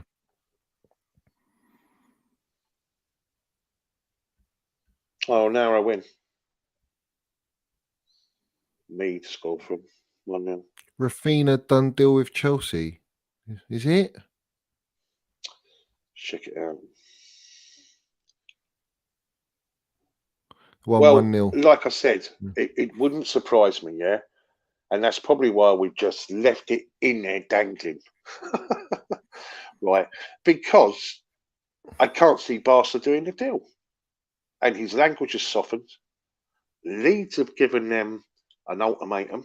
And I said they would, didn't I, in our last stream, Johnny? I said, Leeds ain't going to leave it there. Well, why would they? Well, okay, just let us know when you're ready, Barca. Don't fucking think so when they got 65 million quid on the table, 50 million up front from Chelsea or whatever. And if they ain't got that, they got Arsenal. Yeah.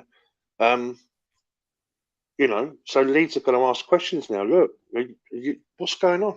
You know, we're going to have, you know, as much as they probably want to do Raphinha a favour, no, it's not on, nothing on Google. Yeah, I'm just looking all about now. Sterling.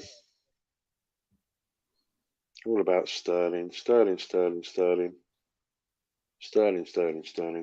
his house as well, didn't he? Maybe the fella's asking if it's a done deal. Maybe he's asking. But I think it will be. I wouldn't put it past, you know. I'm going to go Raphinha transfer. Chelsea alerted to urgent Raphinha transfer deadline as Barcelona handed final 65 million ultimatum.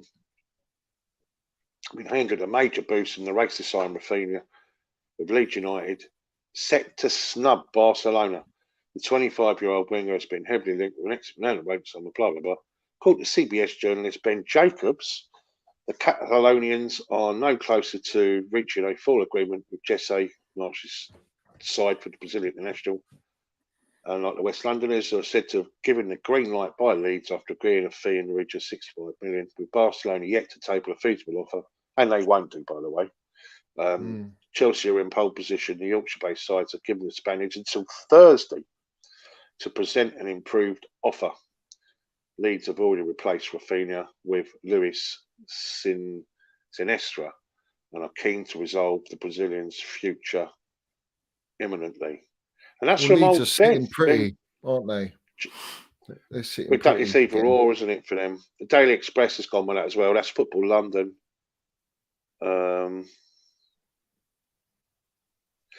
And Arsenal are after Marco Asensio now, so it doesn't look.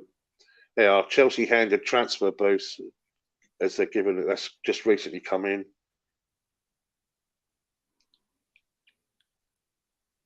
Yeah. Simon Phillips has put a tweet out saying defenders, Kunde cooking back up. Delit's not dusted yet. City asking silly money for Ake to be confirmed. On the Leeds United website, it's rather interesting. They're saying the possibility of him staying at Leeds is increasing.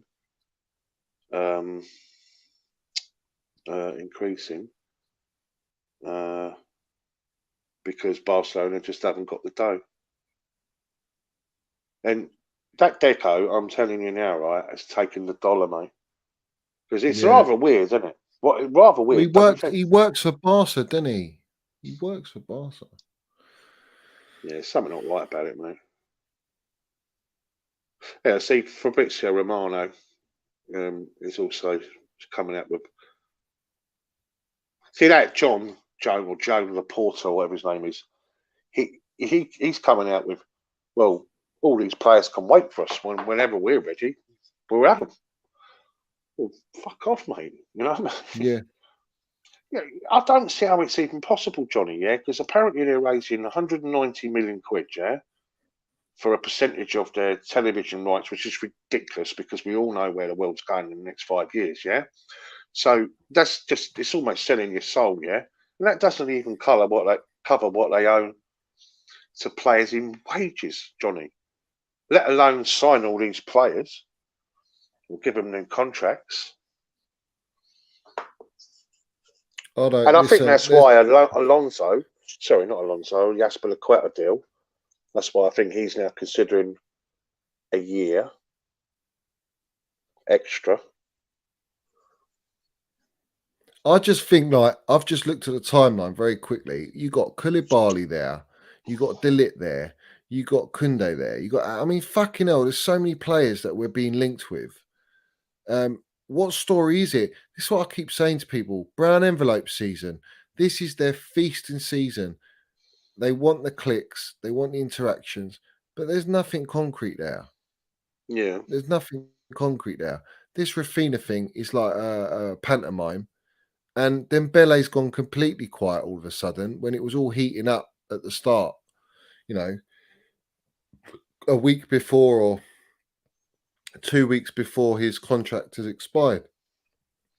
What is it then? What, you know, what is it? Yeah, it's crazy, isn't it? Like, I'm not buying into anything. Listen, even Sterling, until he's holding up that shirt, anything can happen. Yeah, look, this is from Fabrizio Romano, quote from Oliver Kahn, Bayern Munich, regarding Delit, yeah. They're happy with the quality that we have at the centre-back, but we can improve when it comes to leadership. But so it's basically, look, yeah, they're interested, but it's not the be-all and end-all. I think if we pay the money that... I think we'll get him, you know. Yeah. I think we'll get him. Yeah, Leeds definitely want a final answer from Barcelona, and they want it by Thursday. All right, so at least we'll know then, Tony. We'll know. 5 days ago, they got £179 million cash injection.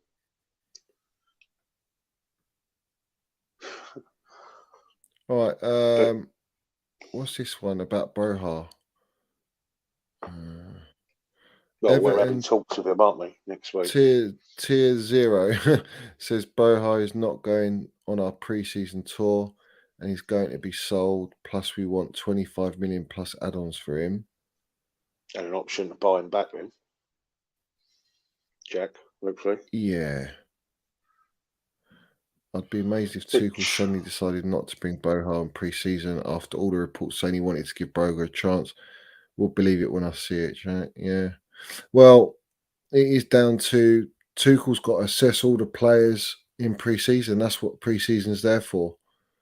I'll be shocked if he just sells Broha and he doesn't go pre-season without checking him out. That's ridiculous. If we believe that he fancies him, he likes him, you know.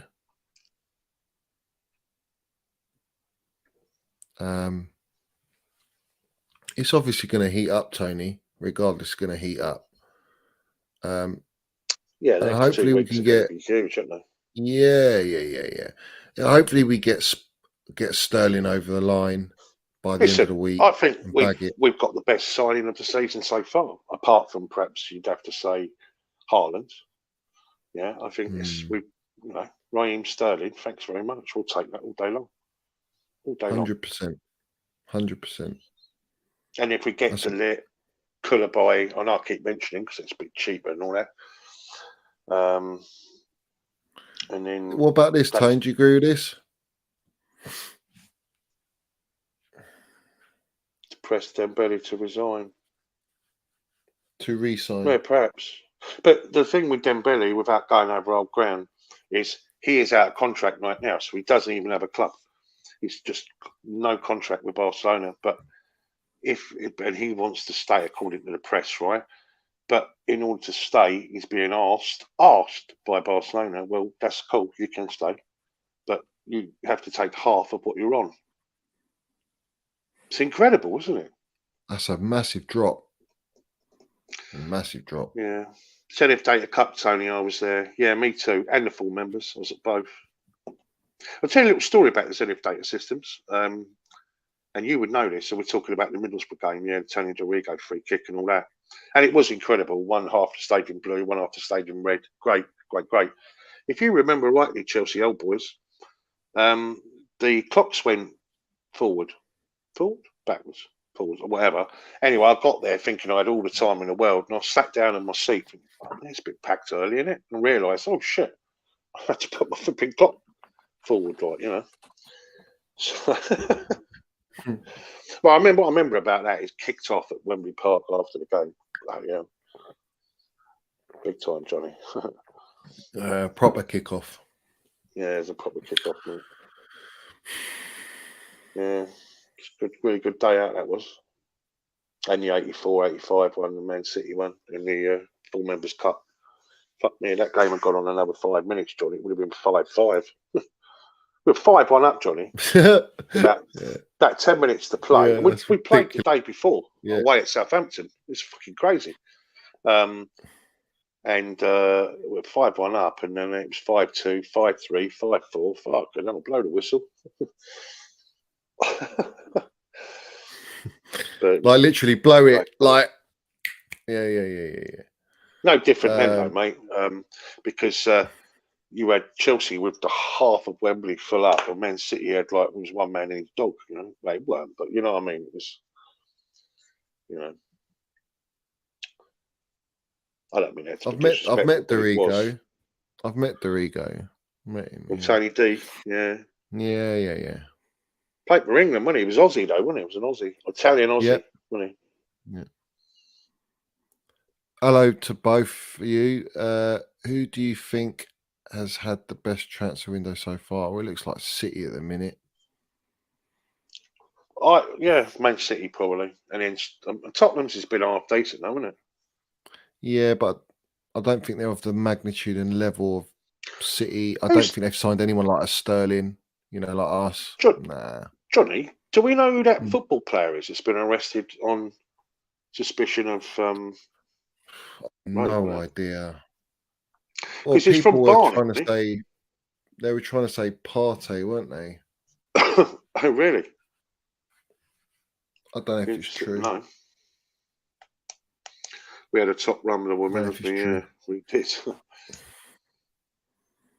I remember I went Middlesbrough, obviously the playoff finals, and I went away to Ayrton Park, the old Middlesbrough ground back then. Incredible times. Incredible. Yeah. Yeah. So it's all good stuff, isn't it, mate? It is good, mate. It is good. Maybe put some of your questions in there before we wrap up our stream. We've been on here for what, 2 hours now, Tone. If you haven't liked the video, the stream, please like it. Very important though, to once the stream's ended, if you can put in the comments what you think of the show, what do you think of me and Tony,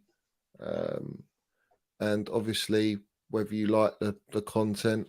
It's very important to get the feedback from everyone, because we're going to do this as a regular. Yep. And as we build up in the transfer market with this window and into the new season, it's going to be great. We're going to really enjoy it. And we'll meet up on a lot of the games, won't we, Johnny? So. We will indeed. We will indeed. 100%. Like and subscribe goes without saying. I don't want to keep saying it because it's a bit tiresome, isn't it? Johnny, sorry. BBC, mate. Don't know if you can see that. Yeah.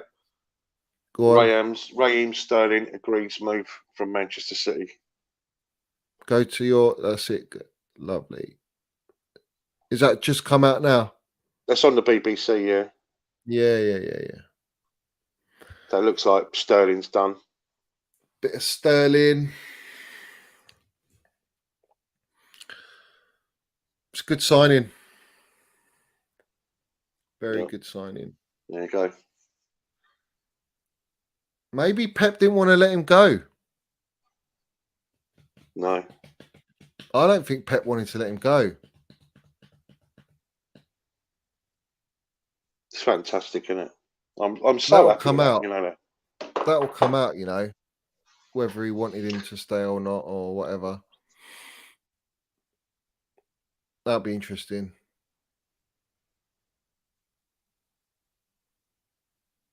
Yeah, what's your favourite moment in our history? Shocking lack of Mount talk today. Lack of Mount. Listen, I put on Twitter today,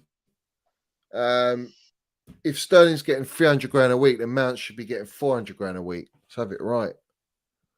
He's our fucking best player. A lot of people think he will be announced at the kit launch. Possible, and it makes sense, doesn't it? And what's your favourite moment in our history? Do you think Jesus would be good for us? Yeah, I think it'd be a good signing for you. I think good signing for Arsenal. They're doing some good stuff, aren't they? You know, you have to say, you know. Yeah. And I think they're on the verge of signing Tillemans, aren't they? Yeah, that's a good signing as well. Which is a good signing. It's very good, you know. What was the question, Tone, you were going to say? Best moment in our history. I think it has to be 2012 Champions League in Munich. Munich, yeah. Because it was the first time, I guess. First one.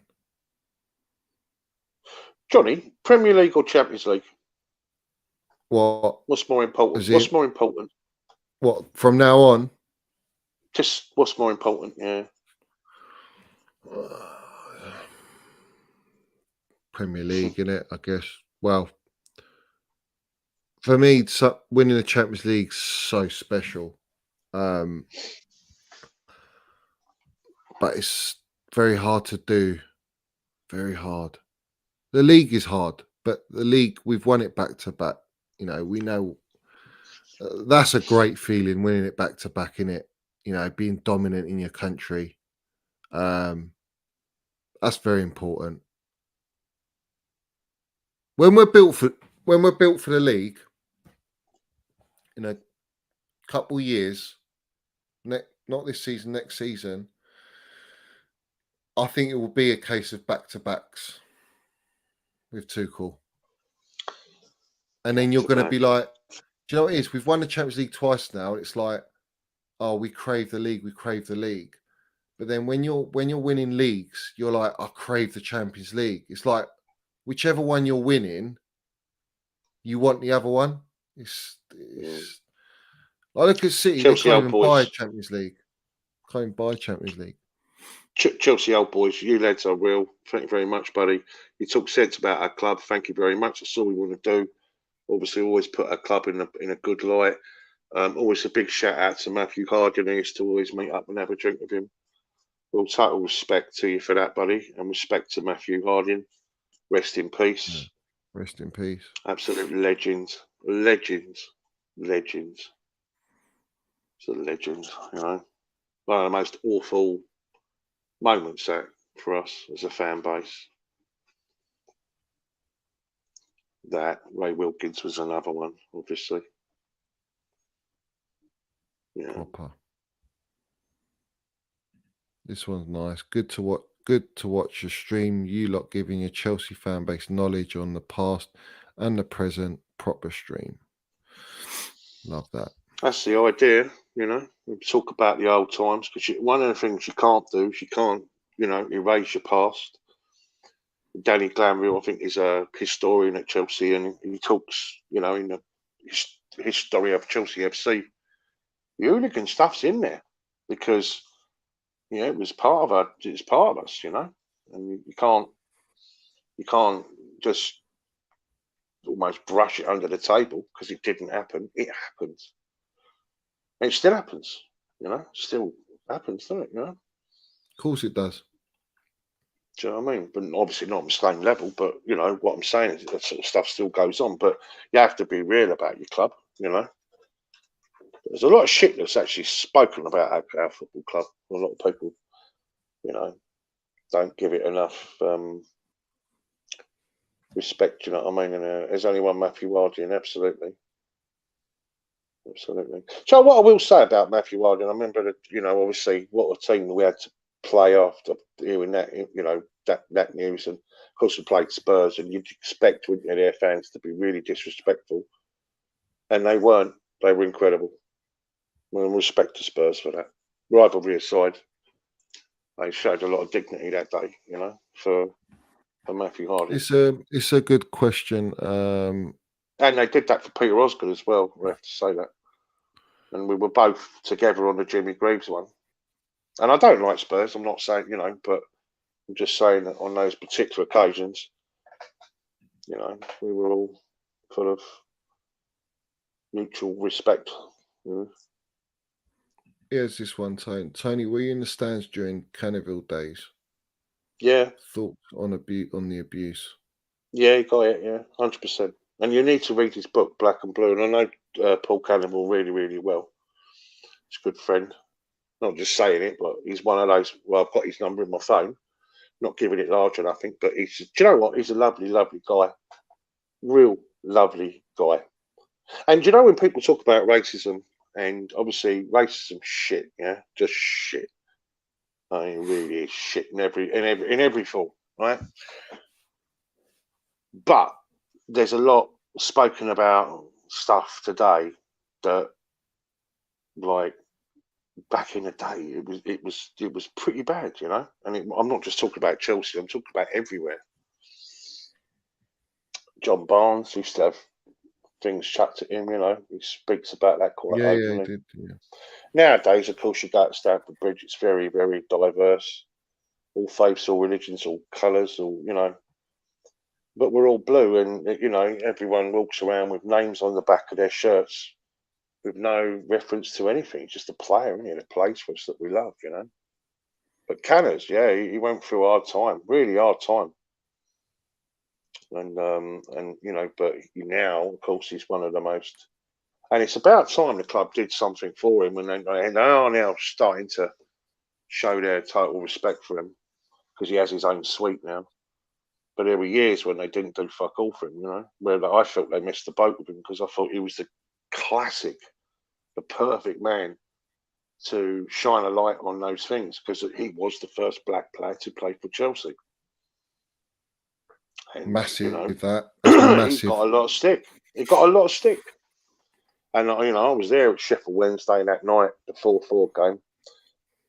And apparently, the rumour goes, it's John Neal. They were 3-0 down at half time, Chelsea, if you don't know.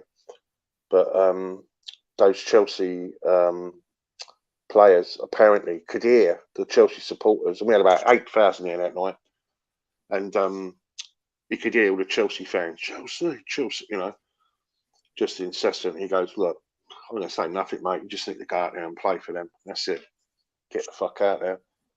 And within 1 minute, 2 minutes, it was 3-1, then 3-2, then fucking 3-3, then 4-3. And then Doug Ruby fucking fucked it up with 2 minutes to go. It gave away a penalty, 4-4. It went to another replay at Stamford Bridge, which we won. But But yeah, no, it was quality streak on cannons. Yeah, absolute quality. Who's Really your lovely guy. He's favourite got some. Sorry. Chelsea player of all time? Oh, that's a tough one.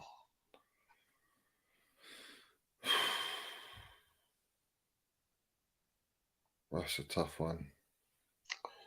A lot of my kids are named after Chelsea bits and bobs, yeah. And one of my boys, his second name, it's a hyphen name, yeah. So his name's Sam, but it's Sam Luca after Viali. Kerry Dixon. My girl, I couldn't get away with Chelsea for a name. My wife stepped in and goes, "Nah, you ain't doing that." So, but I got it in a second time. I don't know. My favourite ever player, John Terry. I think. John Terry. I just think, right. Do you know his farewell speech? I must have watched that about 10 times, you know, and I'm always emotional watching it, you know, because you could see how much it meant to him, you know what I mean? I think John Terry. I loved Kerry Dixon, as I've already pointed out, and I loved Pat Nevin. Listen, Ruud Gullit was incredible, you know. Gianfranco Zola, as we've mentioned. Dennis Wise, another fucking iconic player. And then you can pick anyone, can't you, throughout that? You know, you can anyone like Ballack or Deco or Didier Drogba. I mean, I'll probably say like, can I say John Mount? Say John Mount.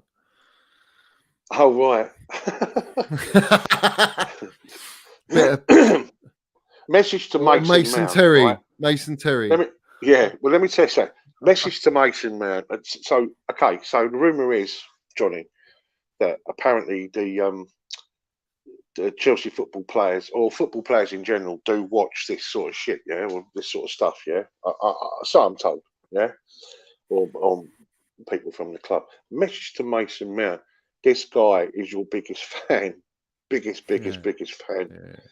Yeah. That's my baller. No one out there loves you more than this guy. Listen.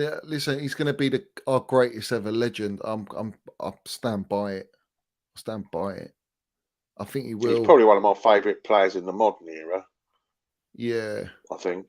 Yeah, that's a good one. So I could probably say JT and Lamps. Of course you can. Yeah. And then for me right now, Mason Mount is my fucking. But who do you think would be the greatest ever player? I mean, if you had, I suppose you have to put Osgood on there, right? Yeah. You'd have to go maybe Jimmy Greaves. Put Jimmy Greaves because he was the first overseas player, wasn't he? Well, he went overseas and he ended up going to Spurs, didn't he? But he was our youngster. I suppose maybe Ronnie Harris. Okay, maybe Zola, Kerry Dixon, and then you'd have to go JT, Lamps, Didier, and out of today's players. See, are they comparable to that side 12 years ago? I think Mason Mount gets into that. Do you really? Okay. Yeah. I think he does. He's already won. He's already won a Champions League. Been clutch for us in that whole campaign. Stepped up, Kai like Lamps did. Ledge, yeah, Kai's got a lot to offer. Worst moment as a Chelsea fan. Chelsea old boys. He's donated super chat saying thank you very much. Saying you're the example. Johnny, I didn't. I think it might be yours, Tone. might be yours. It must be yours. I've got no idea. But he's donated. I haven't even got to that point. I didn't, we're not. Listen, we might set something up that, and that'd be great. But yeah, it's not about the money. You're the example for all the other Chelsea shows. Big up, mate. Oh, nice. Stuff. Thanks, man. Yeah, it's nice. Thanks. Pleasure. Well, a lot of it. Look, can I be honest with you? Like, right, okay. So, not you want to be disrespectful to other channels, right, or Chelsea channels or other football channels, right? But they do fall into one or two categories, right? So you've got the overseas ones, haven't you, Johnny? Yeah, which they'll always do their own thing, and fair play to them, right?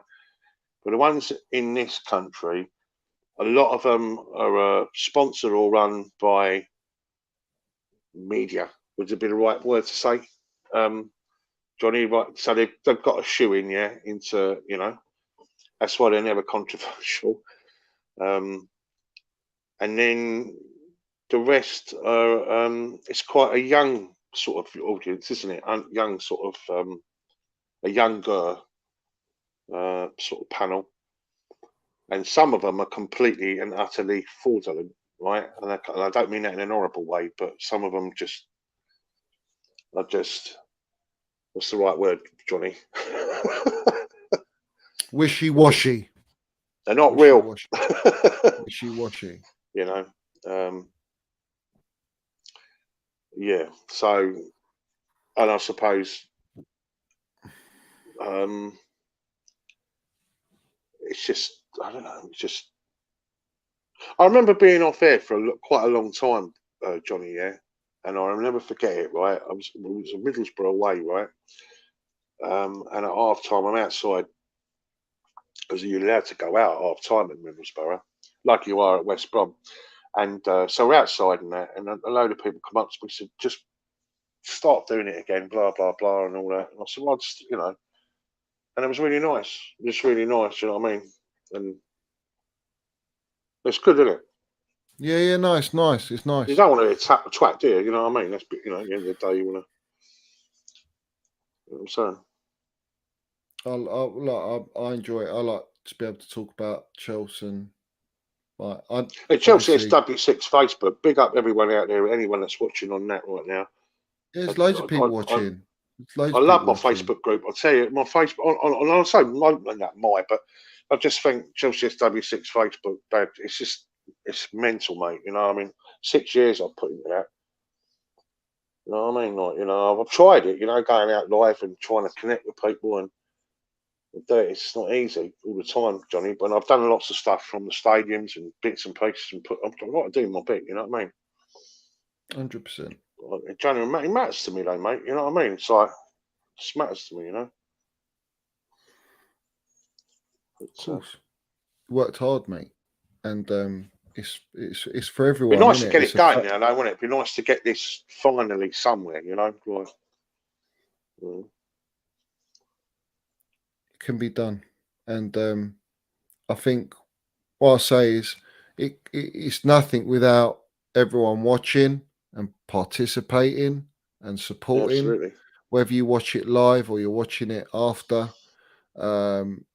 whether you agree or disagree or whatever, that's what it's all about. It is about opinions, but I think me and Tony say it how it is really, and people that follow me know what I'm about and how I land my minerals. And Tony, everyone knows about Tony, a legend he is,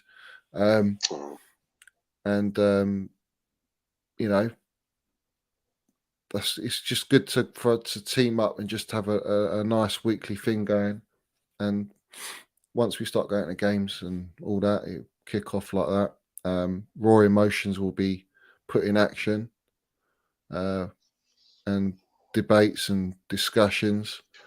We'll never be chosen for talk sport, Johnny. No, I mean I've been on it, but I don't really give a toss about all that and sponsorships and shit like that. It's just like, let's just talk Chelsea and talk football and be real about it and not be brown envelopes and people that are told what to say and when to say it and how to say it and just because you've got a certain amount of followers. It's all nonsense. That's not real fans. That's not real That's not real punditry. That's not truth, you know. I'm not saying what we say is all going to be factual all the way through, but I'm definitely not going to side with brown envelopes and big accounts that talk shit and shovel down our throats nonsense, because it's tiring. I don't follow any of them anyway, but say this, I think I'll Benjamin probably Pavard, Johnny. yeah, go on. Yeah, Benjamin go on, Pavard. Pavard. Yeah, 45 caps for France. Sorry to interrupt, buddy. Sky right. Germany is saying they've reported that Chelsea are keen on a swoop for Pavard. The player has made 36 club appearances in each of the last 2 seasons when he first signed for Bayern Munchen. And Lewandowski was full of praise for his new teammate. They've since played 107 times together. Speaking to Telefoot, which is some German publication, I've already played against him. He's a very good player. Blah blah blah blah blah blah blah. Yeah, apparently we're interested in this guy, Benjamin Pavard. We're interested in fucking everyone by the looks of it. Yeah, we're like it's ridiculous. We're like the opposite to Barcelona. Everyone wants to go to them. They're saying, look, but we're we're ready, linked to everyone. yeah. Whoever doesn't want to go Barca, come to Chelsea. You know, come to us, yeah. That's the going narrative at the minute. Absolute nonsense. Absolute nonsense. Well, I think that's us, isn't it? We'll sort of, yeah, that's us. Everyone in here, massive thank you for watching, and everyone in the comments, anyone who's liked the video and subscribed to us, a big thank you. And Tony will be doing his videos as well. I'm doing my channel, and I've got various shows that I do. So, you know, if you want to cross over to both of our channels when we're not together, please do that and help us out. And we'll land the minerals and we'll talk it how it is, and that's how it is. Like, subscribe, comment at the end of the stream, very important. Give us your feedback. And that's about it, really, isn't it, Tone? Anything else you want to say? Yeah. No, just massive respect to you, Johnny. With respect to Minerals FC and everyone that subscribes to Minerals FC and watches Minerals FC. Thank you for all the kind comments you put on the last videos that we'd appeared on it together. Massive respect out there, and big up to everyone on Chelsea SW6 Facebook group and YouTube channel. And, you know, if you wouldn't mind, guys, go on the Chelsea SW6 YouTube channel too and give it a like on that one as well. That would be massive as well, because it all helps, doesn't it, Johnny, for traction and stuff like that. So massive respect. Also, yeah, our Twitter. So all our contact information. So Twitter, down below, Instagram, YouTube, Facebook, all that malarkey is in the description below the video. You can click on the link and it will send you there. And you want to follow us, big up to you. We appreciate it. But as always, up the Chelsea, innit, Tone? Up the fucking Chelsea. Yeah. And up the Minerals FC. Be happy. Be happy, yeah. Stay it's all positive. coming together. Big up Raheem Sterling. Yeah. Money. And up Minerals Mount, my baller. Let's have it right. Go on, Minerals Mount. You put your intro on, yeah? Yeah, we'll leave you with the outro. Yeah. Nice one, Tony. Brilliant. Up the Chelsea. Yep.